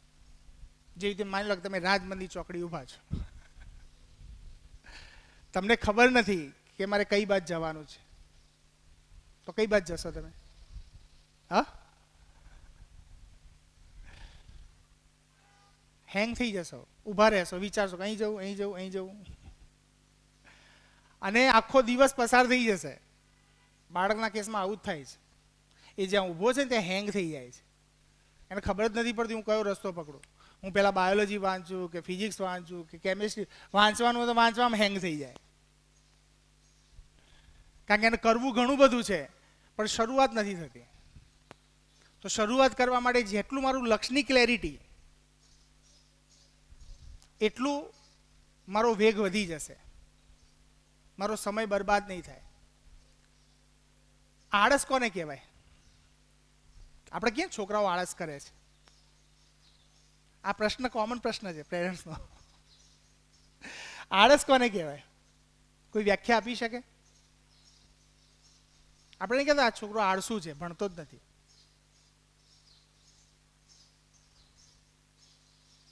તો આળસ એટલે શું? જો હું એની વ્યાખ્યા આપું આળસની, તમે જસ્ટિફાય કરજો. હું કહું એ માની નહીં લેવાનું, વિચારવાનું કે આવું હોય કે ના હોય. એમ મારી કોઈ વાત નહીં માનવાની, બધું જ પ્રેક્ટિકલી જોવાનું ને વિચારવાનું. આપણા મનમાં સેટ થાય તો જ બરાબર, બાકી નહીં. જો આળસ એટલે લક્ષ્યની સ્પષ્ટતા ન હોવી.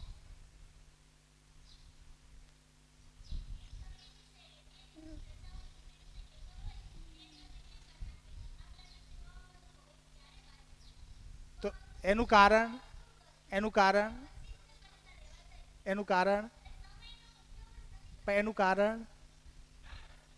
મારા લક્ષ્યની ક્લેરિટી નથી મને. જો મારા લક્ષ્યની ક્લેરિટી છે, મતલબ મારે ડોક્ટર નથી બનવું, મારા પપ્પાને બનાવવો છે, ત્યાં લક્ષ્યની ક્લેરિટી નથી. મારે બનવું છે, થઈ ગઈ ક્લેરિટી. આ વસ્તુ પકડાવી જોઈએ બાળકને વિચારીને. જો બાળક બી સમજદાર છે, બાળકને પણ તમે ચર્ચા કરીને વસ્તુ પકડાવી શકો છો. પણ આપણને પાસે એવી સમય બી નથી કે એવી જરૂરિયાત આપણને નથી લાગતી. આપણને એમ થાય છે કે હું નથી બનો ડોક્ટર, તું બની જ જા, બસ મારી ઠોકીને બની જ જા તું. પેલો કે મારે કેમ બનવું મને ખબર નથી, પેલા સમજાવો તો ખરા મને. તો લક્ષ્યની ક્લેરિટી ના હોવી ઇઝ ઇક્વલ ટુ આળસ. જેને લક્ષ્યની ક્લેરિટી આવે છે એનો એક સેકન્ડ બી બગડતો નથી. હોશિયાર વિદ્યાર્થી અને એવરેજ અને ઠોઠ વિદ્યાર્થીમાં ફરક આટલો જ છે કે એકને લક્ષ્યની ક્લેરિટી છે, બાકી બધાની પાસે સરખી સંભાવનાઓ છે, બધાની પાસે સરખી ઉર્જા છે. પણ તકલીફ એટલી છે કે એક બાળકને ક્લિયર પિક્ચર છે, એને ખબર છે કે આ રસ્તે મારે આવી રીતે જવાનું જ છે, એટલે એ બિલકુલ બિંદાસ એક ધારું ચાલે જાય છે. અને અમુક બાળકોને એની ખબર જ નથી. હું થોડી વારમાં એમ થાય કે હું આ કરી લઉં, થોડી વાર પછી એમ થાય કે હું આ કરી લઉં, પછી એમ થાય કે આ રહી જશે તો આ રહી જશે, ફિઝિક્સ વાંચું તો બાયોલોજીનો વિચાર આવે, બાયોલોજી વાંચું તો કેમિસ્ટ્રીનો વિચાર આવે. મતલબ એ ક્લિયર નથી, કન્ફ્યુઝ છે. અને કન્ફ્યુઝની દવા એક જ છે કે એનું લક્ષ્ય ક્લિયર થાય. જોજો આપણી લાઈફમાં એ જોવાનું, ખાલી બાળકની વાત નથી થતી અહીંયા. આપણી લાઈફમાં બી જો લક્ષ્યની ક્લેરિટી નહીં હોય ને તો આપણે આડે ધડ ફાંફા મારતા આવીશું. જે રીતે હું શિક્ષક છું, બરાબર, શિક્ષક તરીકે મારે શું કરવાનું છે મને ક્લેરિટી નહીં હોય ને તો હું ફાંફા મારીશ. માની લો હું એમ માનું કે શિક્ષક હું ખાલી પગાર લેવા માટે જ છું તો હું ફાંફા મારીશ. પણ શિક્ષક કોને કહેવાય? શિક્ષક એક બાળકનું ઘડતર કરે અને શિક્ષક કહેવાય. જો એની મારી પાસે ક્લિયર કટ ક્લેરિટી છે તો મને થાક બી નહીં લાગે કે મારા જોબમાં બી કંટાળો નહીં આવે અને હું સતત કામ કરી શકીશ. એવી રીતે તમે બી તમારી લાઈફમાં ચેક કરી શકો છો.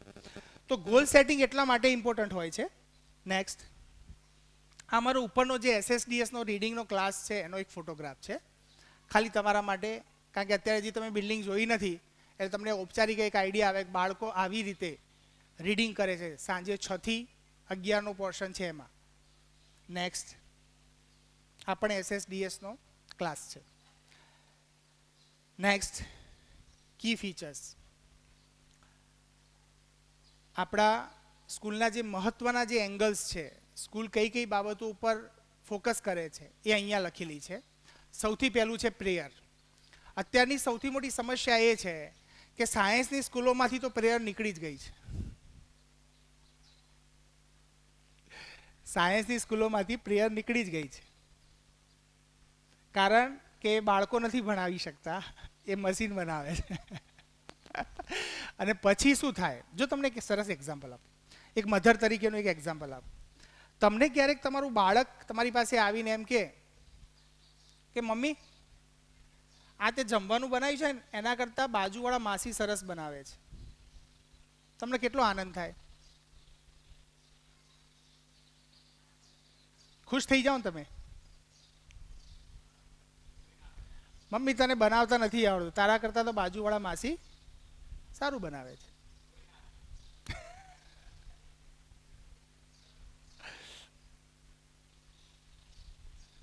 તો બાળકને કેવી રીતે ગમશે કે જો પેલો કેવું ભણે છે, તું તો નથી ભણતો.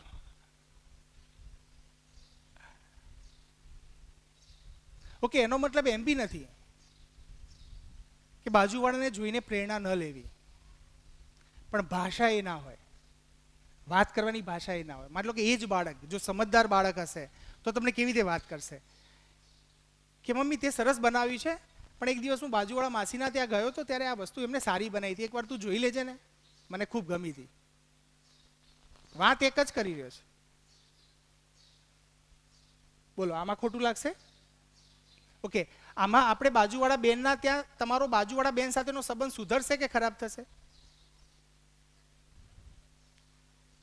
તમને એમ થશે કે નહીં હું પણ જઈને શીખી લઉં, મારા દીકરાને ગમે છે.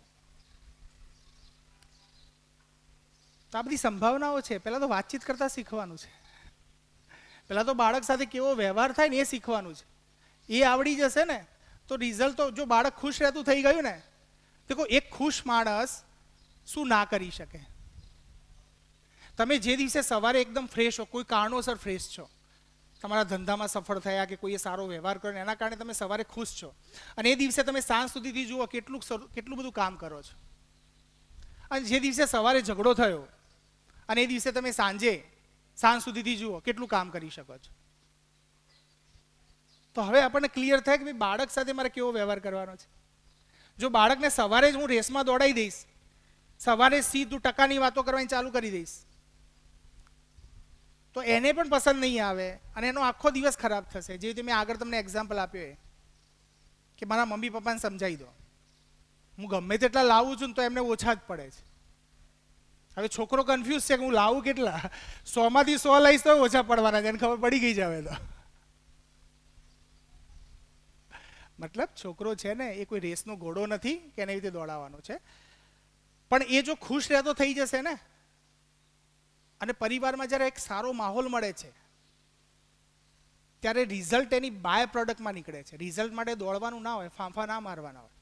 એક સ્કૂલમાં સરસ વાતાવરણ મળી જાય, ઘરમાં સરસ વાતાવરણ મળી જાય, અને એને જ્યાં જાય છે ત્યાં આગળ બધા એને સપોર્ટ કરી રહ્યા છે, તો એ દરેક વ્યક્તિ પાસેથી પ્રેરણા લેતો રહેશે. પ્રેરણા લેશે તો સતત એ મોટિવેટ થશે. પણ આપણે પ્રેરણાની જગ્યાએ કરીએ છીએ શું? કમ્પેરિઝન. જો પેલા કેસમાં થયું શું, એને એમ કહ્યું કે બાજુવાળા માસી એ તારા કરતાં સારું બનાવે છે, ત્યારે એને શું કર્યું? કમ્પેરિઝન કરી. પહેલા કેસમાં તો કમ્પેરિઝન કર્યું તો તમારા અંદર કયો ભાવ પેદા થયો? ઈર્ષા. હવે બેનને તો ખબર નથી, તમારા ઘરે આ વાત થઈ, અને બેન તમારા ઘર આગળથી જઈ રહ્યા છે, અને તમે બેન ઉપર તમારી નજર પડી. હવે તમે બેનને કેવી રીતે જોશો? જાણે કે વર્ષો વર્ષના દુશ્મનો એવી રીતે જોશે એમ. અને પેલા સેકન્ડ કેસમાં શું થઈ જાય છે? તમારો ભાવ ઓકે રહે છે. સેકન્ડ વાળા કેસમાં શું થઈ જાય છે? તમને મન થાય છે કે ભાઈ આપણે તો બાળકના કેસમાં બી આવું જ છે, એને બીજા છોકરા સાથેની પ્રેરણા આપો. એને એવી રીતે ના કહેશો કે ભાઈ જો પેલો કેવું સરસ ભણે છે, તું તો ભણતો જ નથી. તમે એમ કહી શકો કે બેટા એક દિવસ એને આપણે ઘરે જમવા બોલાવો, અને આપણે બી જાણીએ કે કેવી રીતે સરસ મહેનત કરે છે. એ મહેનત કરે છે તેની સિસ્ટમ, તો એની એ બે બાળકોના સંબંધ વધે એના માટે તમે કોઈ પ્રયત્ન કરો. તમે સીધી શિખામણ આવવા ના બેસી જાઓ. શિખામણ કેમ નથી ઉતરતી? કારણ કે મારામાં એક પણ ગુણ નથી, અને હું બાળકને શિખામણ આપું છું. એ જોવે છે ને, 24 કલાક આપણી સાથે રહે છે કે મારા મમ્મી પપ્પા આટલું આટલું કરે છે, મને જે કહે છે એમાંથી એ કેટલું જીવે છે. એને ગેપ દેખાય છે. એ ગેપના કારણે એ નથી કરતો. છતાંય બાળક ઉદાર કેટલો છે, જોવા જેવો છે. છતાંય બાળક એમ કહે છે હું મારા મમ્મી પપ્પા માટે ભણું છું. તો તમે એની ઉદારતા જુઓ. હું તમારા પ્રેક્ટિકલ એક્સપિરિયન્સ કહું છું. હું ક્લાસમાં, અને તમારે આવવું હોય તો કોઈ આવજો મારી સાથે ક્લાસમાં, આપણે ચર્ચા કરશું. જો છોકરાઓના મેક્સિમમ જવાબ આ ના આવે તો કહેજો મને. ત્યારે મને એ બાળકો માટે ગર્વ થાય છે. એમ થાય છે કે જો બાળકો આપણા મોટાઓને પણ ઓવરટેક કરી જાય એટલી સમજવાળા છે. પણ આપણે મોટાઓ જ્યારે સમજી લેશું એ વાતને, ત્યારે એને ખૂબ સારી રીતે, ખૂબ પ્રેમથી એને આગળ વધારશું.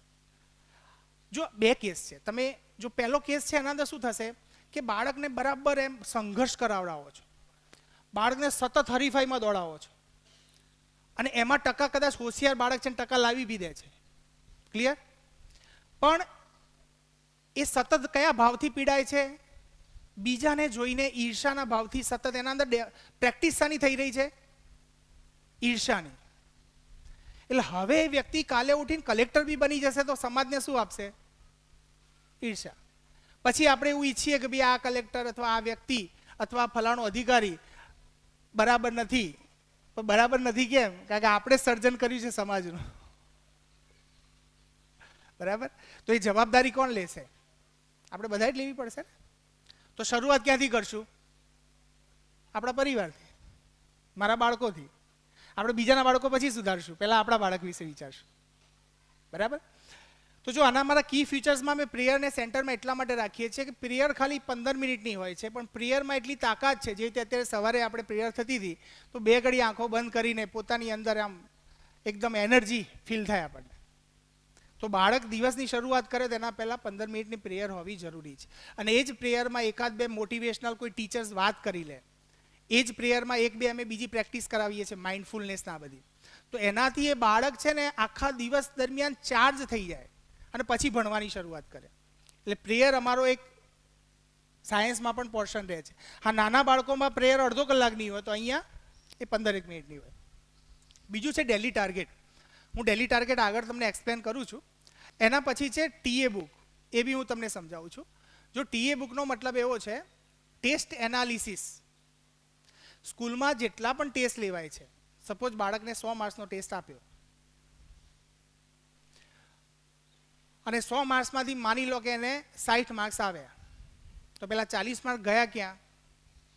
તો બાળક ટીએ બુકમાં શું કરે છે કે જે ખોટા પડ્યા છે ને પ્રશ્નો, એ પ્રશ્નો એ ટીએ બુકમાં એ ખોટા પડેલા જ લખે છે, સાચા પડેલા લખતો નથી. મતલબ દરેક ટેસ્ટના અંતે એનું પોતાનું એનાલિસિસ ડેવલપ થાય છે કે મારા આટલા ટોપિક્સ વીક છે. એટલે આટલું ક્લિયર થઈ જાય.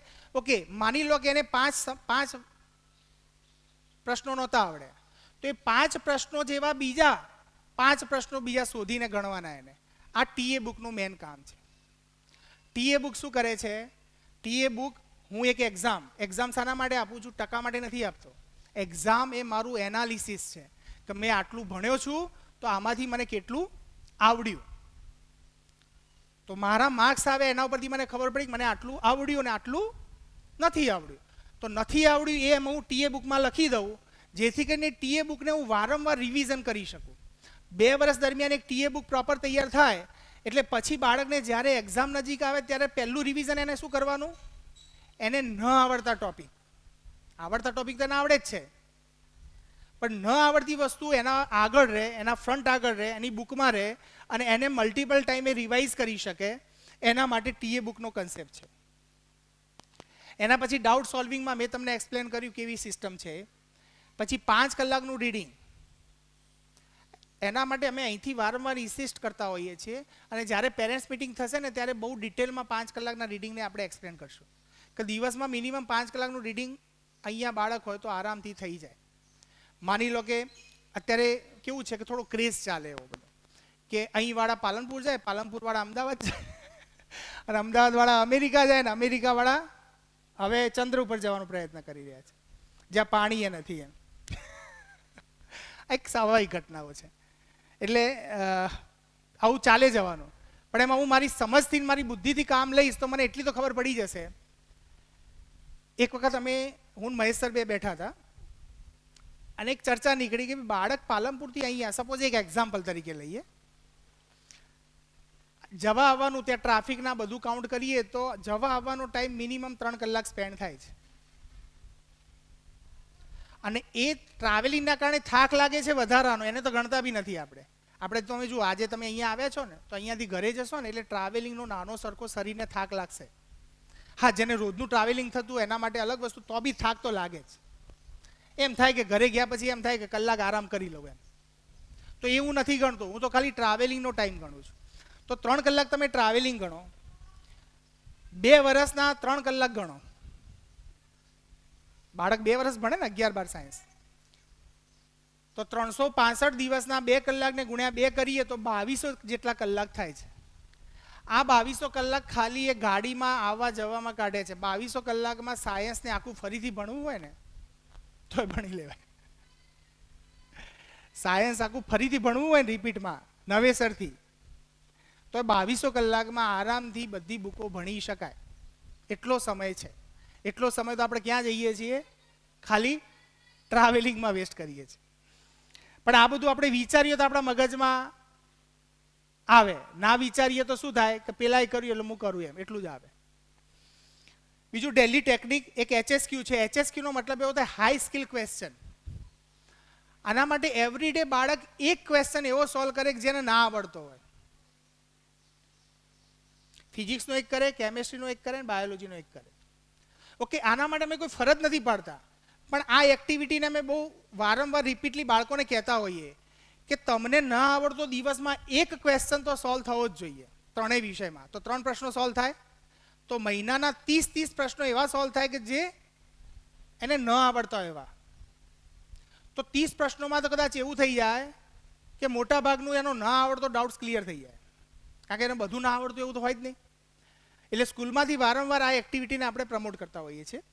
ઓકે, ડેલી ટેકનિક પણ હું તમને સમજાવું. મેન્ટરશિપ મેં તમારા આગળ રજૂ કરી કે મેન્ટરશિપ એટલે એક બીજો પિતા મળે છે ને સ્કૂલ તરફથી. બીજું 20 મિનિટ એક્સરસાઇઝ. જો આના અંદર આપણે સહભાગી થઈ શકીએ એઝ અ પેરેન્ટ્સ, બાળક સાથે ચર્ચા કરવાનો, દિવસ દરમિયાન એ શું ભણ્યો, સ્કૂલમાં કયો ટેસ્ટ લેવાયો, આ બધી ચર્ચા કરવા માટે બાળક સાથે સવારે અથવા સાંજે તમારી અનુકૂળતાએ 20 મિનિટ વોક ઉપર નીકળી જવું. અને એ 20 મિનિટ દરમિયાન બાળક સાથે ઔપચારિક વાત કરવી. જો ત્યાં બી પાછી તમે અપેક્ષાઓ ઢોળશો તે બાળક તમારી સાથે આવશે નહીં ચાલવા, એ ધ્યાન રાખજો, બાના કાઢશે. પણ તમે કોઈ એવી ચર્ચા નહીં કરો, ખાલી નોર્મલ વાત કરશો, બેટા આજે સ્કૂલમાં કેવું રહ્યું, કયા સબ્જેક્ટમાં મજા આવી, પછી તમારી સાથે ખુલશે અને પછી તમને દરેક નાની બાબતો શેર કરશે. તમારા સુધીથી સ્કૂલની વાત આવવી જોઈએ. જો નહીં આવે ને તો એ ગેપ છે. તો એ 20 મિનિટ એક્સરસાઇઝથી શું થાય કે સાયન્સમાં આખો દિવસ બેસવાનું હોય. આપણે અહીંયા કલાક બી બેઠા હતા આપણને ખબર પડે કે ભાઈ કલાક બેસવું બી અઘરું થાય. તો પેલા બાળકને સવારથી સાંજ સુધીથી બેસીને કામ કરવાનું છે, કોઈ ફિઝિકલ એક્સરસાઇઝ થતી નથી. તો દિવસમાં જો 20 મિનિટ એક્સરસાઇઝ મળે તો એનું ફિઝિકલ પણ સ્ટેમિના સારો રહે અને સાથે સાથે બીજું કામ એ થઈ જાય કે પેરેન્ટ્સ સાથે એની આત્મીયતા પણ ડે બાય ડે વધે. તો એના માટેનો એક આ પ્રયોગ છે 20 મિનિટ એક્સરસાઇઝ. નો બેડ. તો નોર્મલી એવું જોવા મળે છે બાળકો બેડ ઉપર બેસીને જ વાંચે છે અને જ્યારે વાંચવા બેસે ત્યારે તો આમ થોડી સારી પોઝિશનમાં હોય, પછી 15 મિનિટ થાય એટલે પોઝિશન બદલાય, અડધો કલાક થાય એટલે પોઝિશન બદલાય અને એના પછીના અડધો કલાકમાં કદાચ બાળકના હાથમાં બુક આમ ઉપર પડી હોય કાં તો સાઈડમાં પડી હોય કે ગમે ત્યાં પડી હોય. એટલે બાળકોને વસ્તુ સમજાવવી જરૂરી છે. એટલે નો બેડનો કન્સેપ્ટ જે છે વારંવાર અમે એમને મેમરાઇઝ કરાવતા હોઈએ છીએ કે બેટા બેડ ઉપર બેસીને તો વાંચી શકાય નહીં. કેમ? કારણ કે બાળપણથી આપણે બેડનો ઉપયોગ શાના માટે કર્યો છે? આપણે જન્મ્યા ત્યારથી બેડનો ઉપયોગ શાના માટે કર્યો છે? ઊંઘવા માટે. તો તને ખબર બી નહીં હોય અને તું બેડ ઉપર બેસીશ એટલે ઊંઘ આવશે. કેમ? કારણ કે જેની રોજ પ્રેક્ટિસ કરી છે એ તો આપણને ખબર ન તો થઈ જાય. જે રીતે હું ડ્રાઇવિંગ મને આવડી ગયું હોય પછી તું વાતો કરે બી ડ્રાઇવિંગ કરી શકું. તો ઊંઘવાની ક્રિયા બી એવી થઈ જાય કે હું બેડ ઉપર બેઠો છું વાંચવા માટે, પણ બેડ છે શાના માટે? ઊંઘવા માટે. અને જન્મથી પાછો હું બેડમાં ઊંઘું જ છું અને એ જ જગ્યાએ જઈને હું વાંચવા બેસું છું. એટલે મારા ખબર બી ના હોય ને ઓટોમેટિક એક ઓર્ડર આવી જાય અને હું ખબર બી ના પડે ને અડધો કલાકમાં ઊંઘી જાઉં. તો બાળક સાથે જ્યારે આ રીતે વાત થાય ને ત્યારે બાળક એ વાતને સમજીને સ્વીકારે કે નહીં ભણવું છે તો બેડ ઉપર નહીં બેસીએ.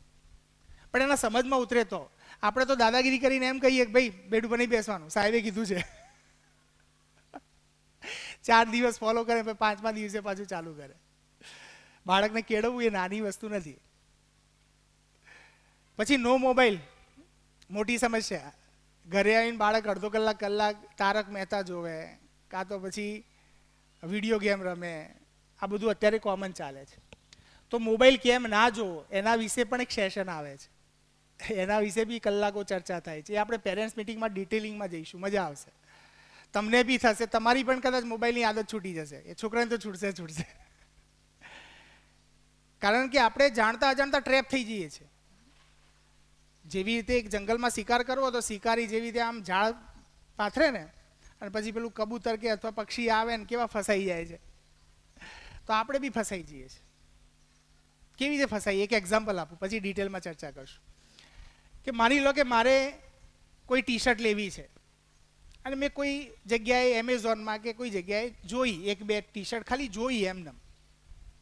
જો મારા મનમાં ક્યાંક તો એવું પડ્યું છે કે મારે ટી શર્ટ લેવી છે બસ, બાકી જરૂરિયાત નથી, હાલ ચાલશે નહીં લઉં તો, અને એ જોતા જોઈ લીધી, અથવા કોઈ મિત્રએ કીધું કે ભાઈ આ કંપની સારી છે તું જોજે, તો મેં જોતા જોઈ લીધી. હવે હું મોબાઈલ લઈને બેઠો છું અને હું મારું કામ કરી રહ્યો છું અને વચ્ચે પોપઅપ થશે કઈ જે મેં ટી શર્ટ જોઈ હતી ને એ જ કલરની ને એવી જ ટી શર્ટ અને એ જ કંપનીની. એક વાર નહીં થાય, કલાક મોબાઈલ હશે ને તો 10 વાર પોપઅપ થશે. અને પછી તમારું એક સ્ટેટ ઓફ માઇન્ડ એવું બનશે થોડા સમયના અંતે કે લઈ લઉં, લાવ ને. માની લો કોઈ વિડીયો જુઓ છો, કોઈ મોટિવેશનનો વિડીયો જુઓ છો અથવા કોઈ સત્સંગ સાંભળો છો, તો તમે જોજો તમે તમારું કામ કરતા હશો ને મોબાઈલમાં. કારણ કે આ લોકો બહુ સ્માર્ટ છે. હવે તો આર્ટિફિશિયલ ઇન્ટેલિજન્સ વપરાય છે કે માણસને કેવી રીતે ટ્રેપ કરી શકાય, માણસને પણ ફસાઈ શકાય. કારણ કે માણસ બી અલ્ટિમેટ શું છે? માણસ પાસે પણ 5 ઇન્દ્રિયો છે, 5 ઇન્દ્રિયો પર કામ કરો એટલે ફસાઈ જાય, એમાં કોઈ મોટી ઘટના નથી એમ. એટલે એવી રીતે એને ટ્રેપ કરી શકાય છે. એટલે જો આપણને સજગ હોઈએ તો ખબર પડે કે આ મોબાઈલની હેસિયત આટલી છે, મોબાઈલ મારા પર હાવી ના થઈ શકે. આ ખબર પડે તો જ થઈ શકે. બાકી વાતો કરે કે નિયમો બનાવે ના થાય. આપણે નિયમમાં નોર્મલી કેવું બનાવતા હોઈએ છીએ કે હવે છે ને હું સાંજે મોબાઈલ નહીં જોઉં. અંદરથી તે બહુ દુઃખ હોય કે મોબાઈલ મૂકી દેવો પડશે. ઘણી મમ્મીઓ એવું નક્કી કરે કે સાંજે કોઈ આ સિરિયલ જોતી, સિરિયલ નહીં જોઉં, છોકરું મારું 12માં ભણે છે એટલે. પણ અંદરથી ના રહેવાય. એટલે અંદર દુઃખ તો છે જ. ટીવી બંધ જ રાખે છે, ટીવી જોતા નથી, પણ પેલું અંદર જે દુઃખ છે ને એ પછી જો બાળક ભણવા નહીં બેઠો ને કદાચ થોડી વાર આડો વાળો થતો હશે ને તો પેલું અંદર પડેલું પેલું સિરિયલ ના જોવાનું દુઃખ છે ને એ છોકરા ઉપર ઠાલવી દેશે કે તારા કારણે હું તો આ નથી જોતી, ફલાણું નથી જોતી, ક્યાંથી ક્યાંય પહોંચી જશે. પછી છોકરાનો મૂડે ખરાબ, તમારો મૂડે ખરાબ, પછી એ રાત આખી એમને એમ પસાર થઈ ગઈ અને છોકરો મૂડમાં આવતા આવતા 2-4 દિવસ એવા જતા રહે. આવા તો કેટલાય કલાકો આપણા ખતમ થઈ જાય છે.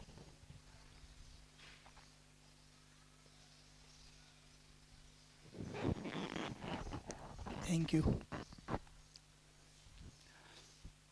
તો આના ઉપર આપણે બાળક સાથે ચર્ચા કરી શકીએ કે બેટા મોબાઈલની જરૂરિયાત છે તો કેમ, નથી તો કેમ. તો સંયમથી વાપરવો મોબાઈલ કામની જ વસ્તુ છે. જો સંયમ આપણામાં હોય તો એ કામની વસ્તુ છે. સંયમ નથી તો પછી એ આપણને ડ્રાઈવ કરે છે, આપણે એને ડ્રાઈવ નથી કરતા, ઊંધું થઈ જાય છે.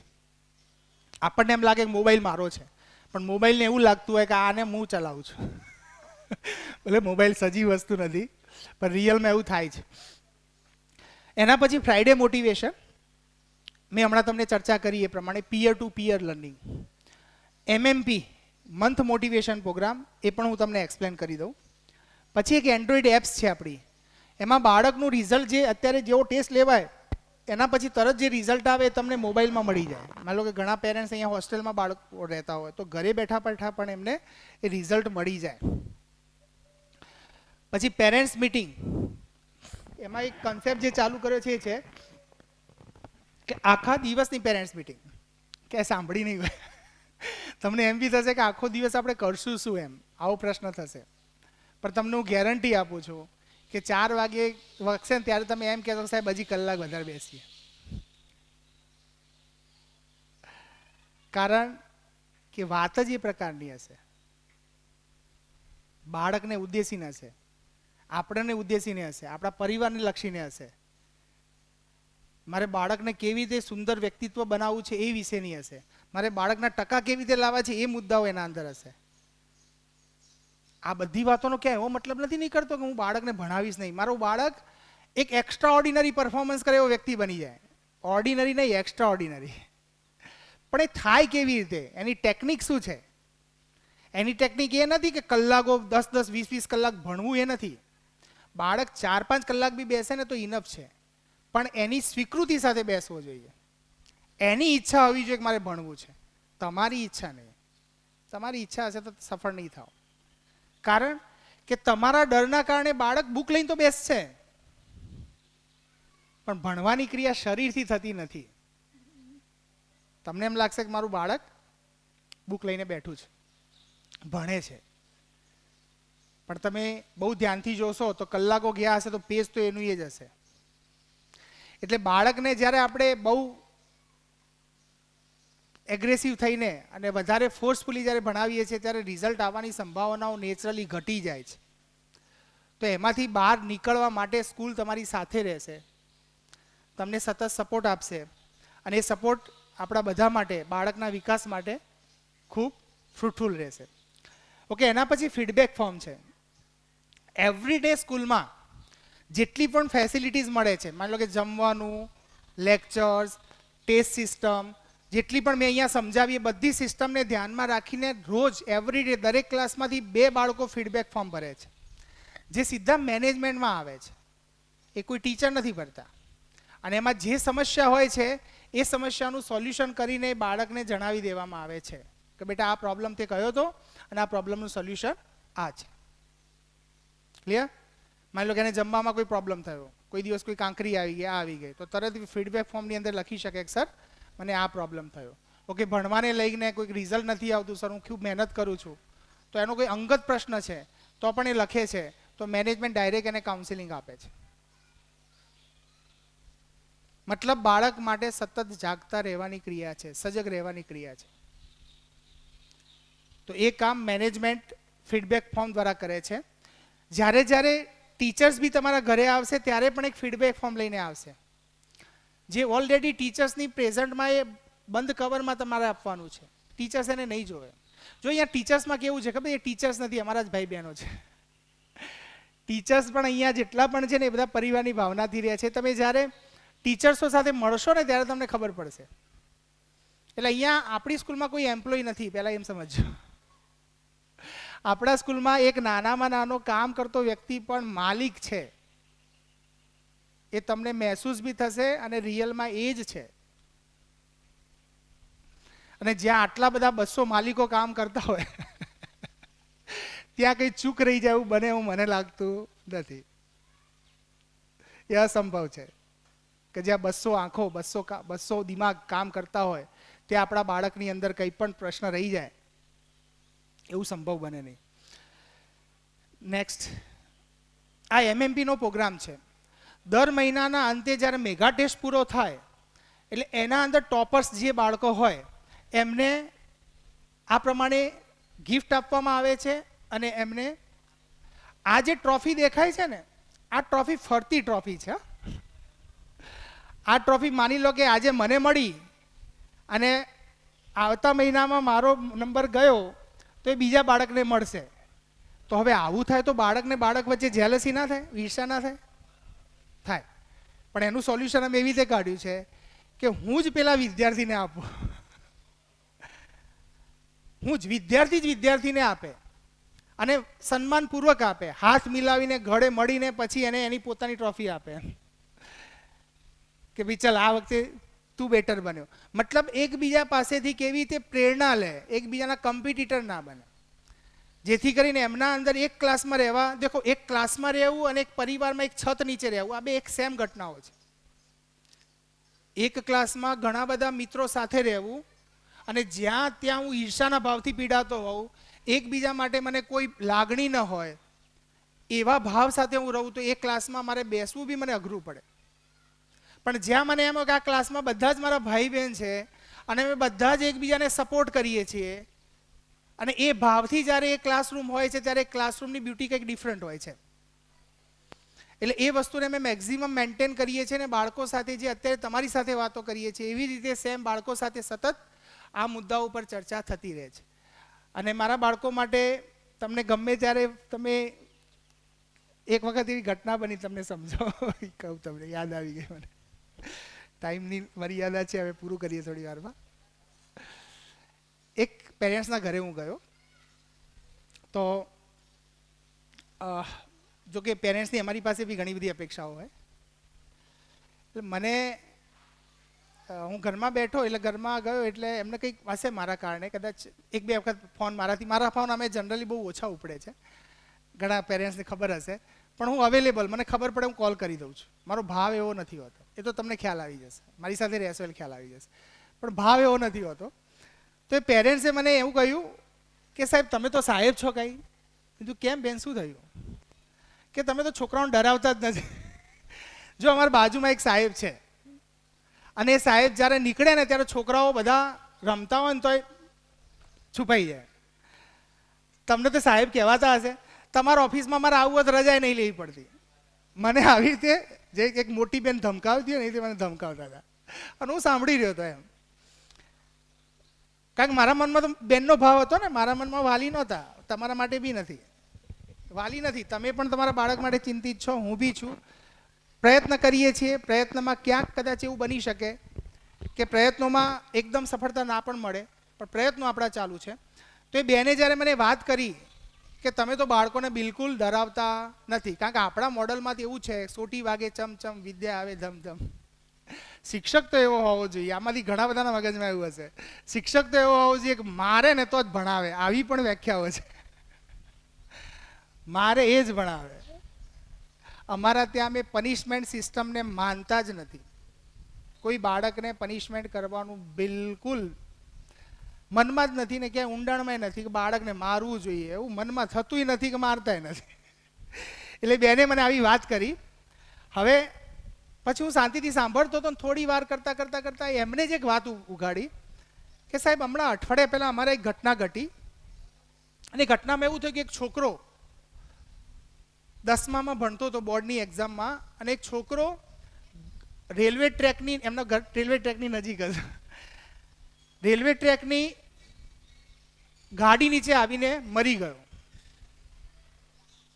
એમને વાત મૂકી, કારણ કે હું તો બોલતો જ નહોતો, હું તો સાંભળી રહ્યો હતો એ જે બોલતા હતા. પછી એમનું ધ્યાન ગયું. મેં તો એવું કેમ થયું બેન, એવું ખાલી મેં પૂછ્યું. એટલે એમને એમ કહ્યું કે એને છે ને એનું હોમવર્ક ઘણું બાકી રહેતું હતું ને એનું રિઝલ્ટ નહોતું આવતું ને ઘરવાળા છે ને એને બહુ કે કરતા હતા. એટલે શિક્ષક બી આ બાજુ નહોતો સાંભળતો ને મમ્મી પપ્પા નહોતા સાંભળતા ને બેનાથી ત્રાસી ગયો હતો. અને હવે એમ લાગતું હતું કે ચાલો આ જીવીને કરશું શું. અને છોકરું નાનું હતું, કુમળું હતું, એટલે એને તો એક્શન લઈ લીધી કે આ બધા મગજમારી કરે છે, લાવ ને ભાઈ જઈએ. નાની ઘટના છે. અને તરત જ એ બેનનું પાછું સ્ટેટમેન્ટ રિવર્સ આવ્યું કે સાહેબ ડરાવું તો ના જોઈએ. બરાબર છે, કંઈ વાંધો નહીં, તમે નહીં કહો તો નહીં ડરાવો, આમે હું નથી ડરાવવાનો. પણ તમારું ધ્યાન ગયું કમસે કમ કે ડરાવાથી તો ના ભણાવી શકે. ઓકે, આટલામાંથી કોઈ વ્યક્તિ એવો ખરો કે જેને ડર પસંદ હોય? હું અત્યારે તમને એવી પણ વાતો કરી શકું, જો બાળકને નહીં ભણાવો તો આમ થઈ જશે, અને તમે વાત માની બી લો, બોલો, ગેરંટેડ માની લો.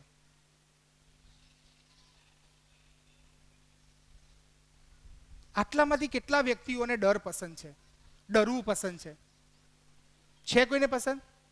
ઓકે, કોઈ તમને જે રીતે ઘરમાં પતિ પત્ની હોય અને પતિને ગુસ્સો આવી જાય અને પત્ની શાંત રહી જાય તો પત્નીને સ્વીકારી હશે, ગમતું હશે? ઓકે, તમારું બાળક છે, તમારા બાળકને તમે ધમકાવો છો, ડરાવો છો, તો શું એ બાળકને ગમતું હશે? તો એને ના ગમે, કારણ કે તમને નથી ગમતું. સીધી વાત છે ને, મજા. તમને નથી ગમતું ને. તમને ગમે છે ડર તો તમારા બાળકને ગમશે. તો મારે બાળક સાથે કેવો વ્યવહાર કરવો ને એ બધું ધીમે ધીમે ઓટોમેટિક, હજી તો ઘણું ઓપન થશે. આપણે એક દિવસ બેસીશું ને એટલે ઘણા બધા દરવાજા એવા ખુલી જશે કે જે ઓલરેડી વર્ષોથી આપણું ધ્યાન જ નથી ગયું ત્યાં. અને આપણે આડેધડ લોકોની રેસમાં એવા ફસાઈ ગયા છે કે રિઝલ્ટ બી નથી મળતું અને ઘરે બી ત્રાહીમામ થઈ ગયા છે. તો એમએમપીમાં પ્રોગ્રામ એવો હોય છે કે દર મહિને બાળકોને એક પ્રોત્સાહન મળે છે, એમાં એમને ગિફ્ટ મળે છે ને એક ફરતી ટ્રોફી મળે છે. ફર્સ્ટ, સેકન્ડ, થર્ડ બાળકો એકબીજાને જ આપે છે ટ્રોફી. બરાબર, નેક્સ્ટ. ઓકે, આ ટ્રોફીમાં જે આ દીકરી છે આ બીજી દીકરીને આપે છે અને આ દીકરીના મમ્મી પપ્પા છે. બરાબર છે, એટલે પેરેન્ટ્સને પણ એ પ્રોગ્રામમાં ટોપર્સના પેરેન્ટ્સને અમે ઇન્વાઇટ કરતા હોય છે. સમયની અનુકૂળતા હોય તો એ પણ આવી જતા હોય છે બાળકના પ્રોત્સાહન માટે. એટલે દર મહિને આ રીતનો એક સતત પ્રોગ્રામ થતો રહેતો હોય છે. અને એ પ્રોગ્રામમાં બાળકોને આવી રીતે આપણે પેરેન્ટ્સ દ્વારા અથવા અમારા દ્વારા અમે સતત મોટિવેટ કરતા રહીએ છીએ. નેક્સ્ટ. આ પણ પેરેન્ટ્સ છે, આ પણ પેરેન્ટ્સ છે અને દીકરીને આપે છે. એટલે એમાં નવતર પ્રયોગ થાય. કોઈ વખત પેરેન્ટ્સ આપે, કોઈ વખત, મતલબ એને ભાવ પેદા થાય. અને પેરેન્ટ્સ બી કોનો હોય? પેલો ટોપરનો પેરેન્ટ્સ હોય ને એ જ હોય. એનાથી ફાયદો શું થાય કે એ મા બાપની અંદર પણ ઘરે જઈને એવી કમેન્ટ ના આપે કે જો પેલીને તો આટલા ટકા આવે, પેલાને આટલા ટકા આવ્યો, કારણ કે એને જ એના હાથે એને ઇનામ આપ્યું હોય. એટલે મનમાં ભાવ બદલાઈ જાય. નેક્સ્ટ. ઓકે, સતીશ સર છે. નેક્સ્ટ. આ એમએમપીના બધા પ્રોગ્રામના ફોટોગ્રાફ્સ છે. જો અહીંયા પણ નેક્સ્ટ. આ દીકરી એક બીજાના પ્રાઇઝ આપે છે, જે ટોપર છે બીજાને પ્રાઇઝ આપે છે. નેક્સ્ટ.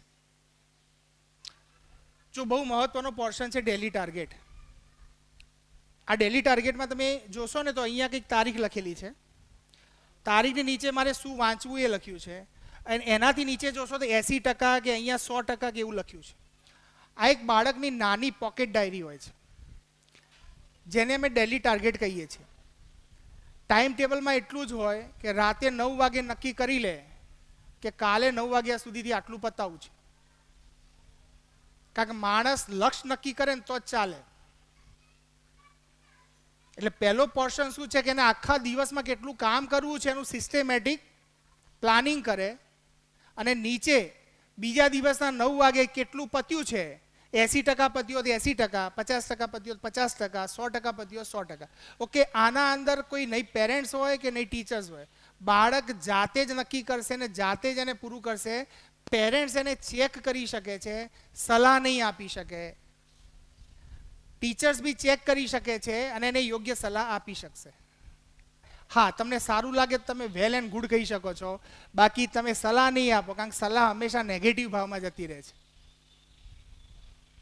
અને આખો દિવસ ક્યાંક ધંધામાં કંટાળીને આવ્યા હોય અને છોકરા ઉપર એવો પ્રેશર ડેવલપ થઈ જાય કે ઘણીવાર એવું થાય બાળક આજ ખુશ હોય, એને કામ કર્યું ને એના લઈને એ ખુશ હોય, અને સાંજે તમે એનું એવું મૂલ્યાંકન કરી નાખો કે એને એમ થાય કે આજના દિવસમાં મેં કર્યું બધું પાણીમાં ગયું. એની દ્રષ્ટિએ તેને સારું કર્યું હોય અને એની ખુશી પણ હોય, પણ જ્યારે તમે એની સાથે વાત કરો ને ત્યારે એનું આખો મૂડ ઓફ થઈ જાય. તો આવું ન થાય તો એના માટે આપણે સતત પેરેન્ટ્સ મિટિંગ કરશું ને આ વસ્તુને પકડીશું કેવી રીતે છે. ઓકે, હવે આને ડેલી ટાર્ગેટમાં મેં 24 કલાકનું પ્લાનિંગ કર્યું ને, તો 24 કલાકના પ્લાનિંગમાં એવું થાય કે ઘણીવાર વચ્ચે રહી જાય. તો એના માટે સિસ્ટમ છે ડેલી ટેકનિક, મેં આગળ લખ્યું હતું.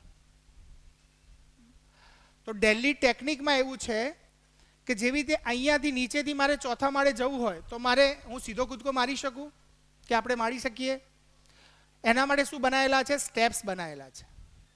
તો એવી રીતે 24 કલાકને પણ એક કલાકની અંદર કન્વર્ટ કરવાનું એ પણ બાળક કરશે. એને કહેવામાં આવે છે ડેલી ટેકનિક. મતલબ બાળક જ્યારે પણ ચોપડી હાથમાં લેશે ત્યારે હું આ કલાકમાં આટલું કામ કરીશ એવું પોતાની જાતને કમિટમેન્ટ આલશે અને પછી ચોપડી હાથમાં લેશે. નો કમિટમેન્ટ નો રીડિંગ. ધીમો અવાજ. નો કમિટમેન્ટ નો રીડિંગ. મતલબ જ્યારે પણ હું ભણવા બેસીશ તો પોતાની જાત સાથે એક કમિટમેન્ટ કરીશ અને પછી જ બેસીશ. આને અમે એક નામ આપીએ છીએ ડેલી ટેકનિક. જો આ બધી સ્કિલ પોર્શન છે, આ ધીમે ધીમે બાય પ્રેક્ટિસ બાળકોમાં ઉતારવાનો અમે પ્રયત્ન કરતા હોઈએ છીએ. ઓકે, એના પછી નેક્સ્ટ એન્ડ્રોઈડ એપ્સ જે તમને રિઝલ્ટ સતત પ્રોવાઈડ કરશે. એના પછી નેક્સ્ટ એન્જલ્સ હોમ, જે ટીચર્સ અમારા પેરેન્ટ્સના ઘરે જાય છે એના થોડા ફોટોગ્રાફ્સ અવેલેબલ હતા એ મૂક્યા છે. Next next next.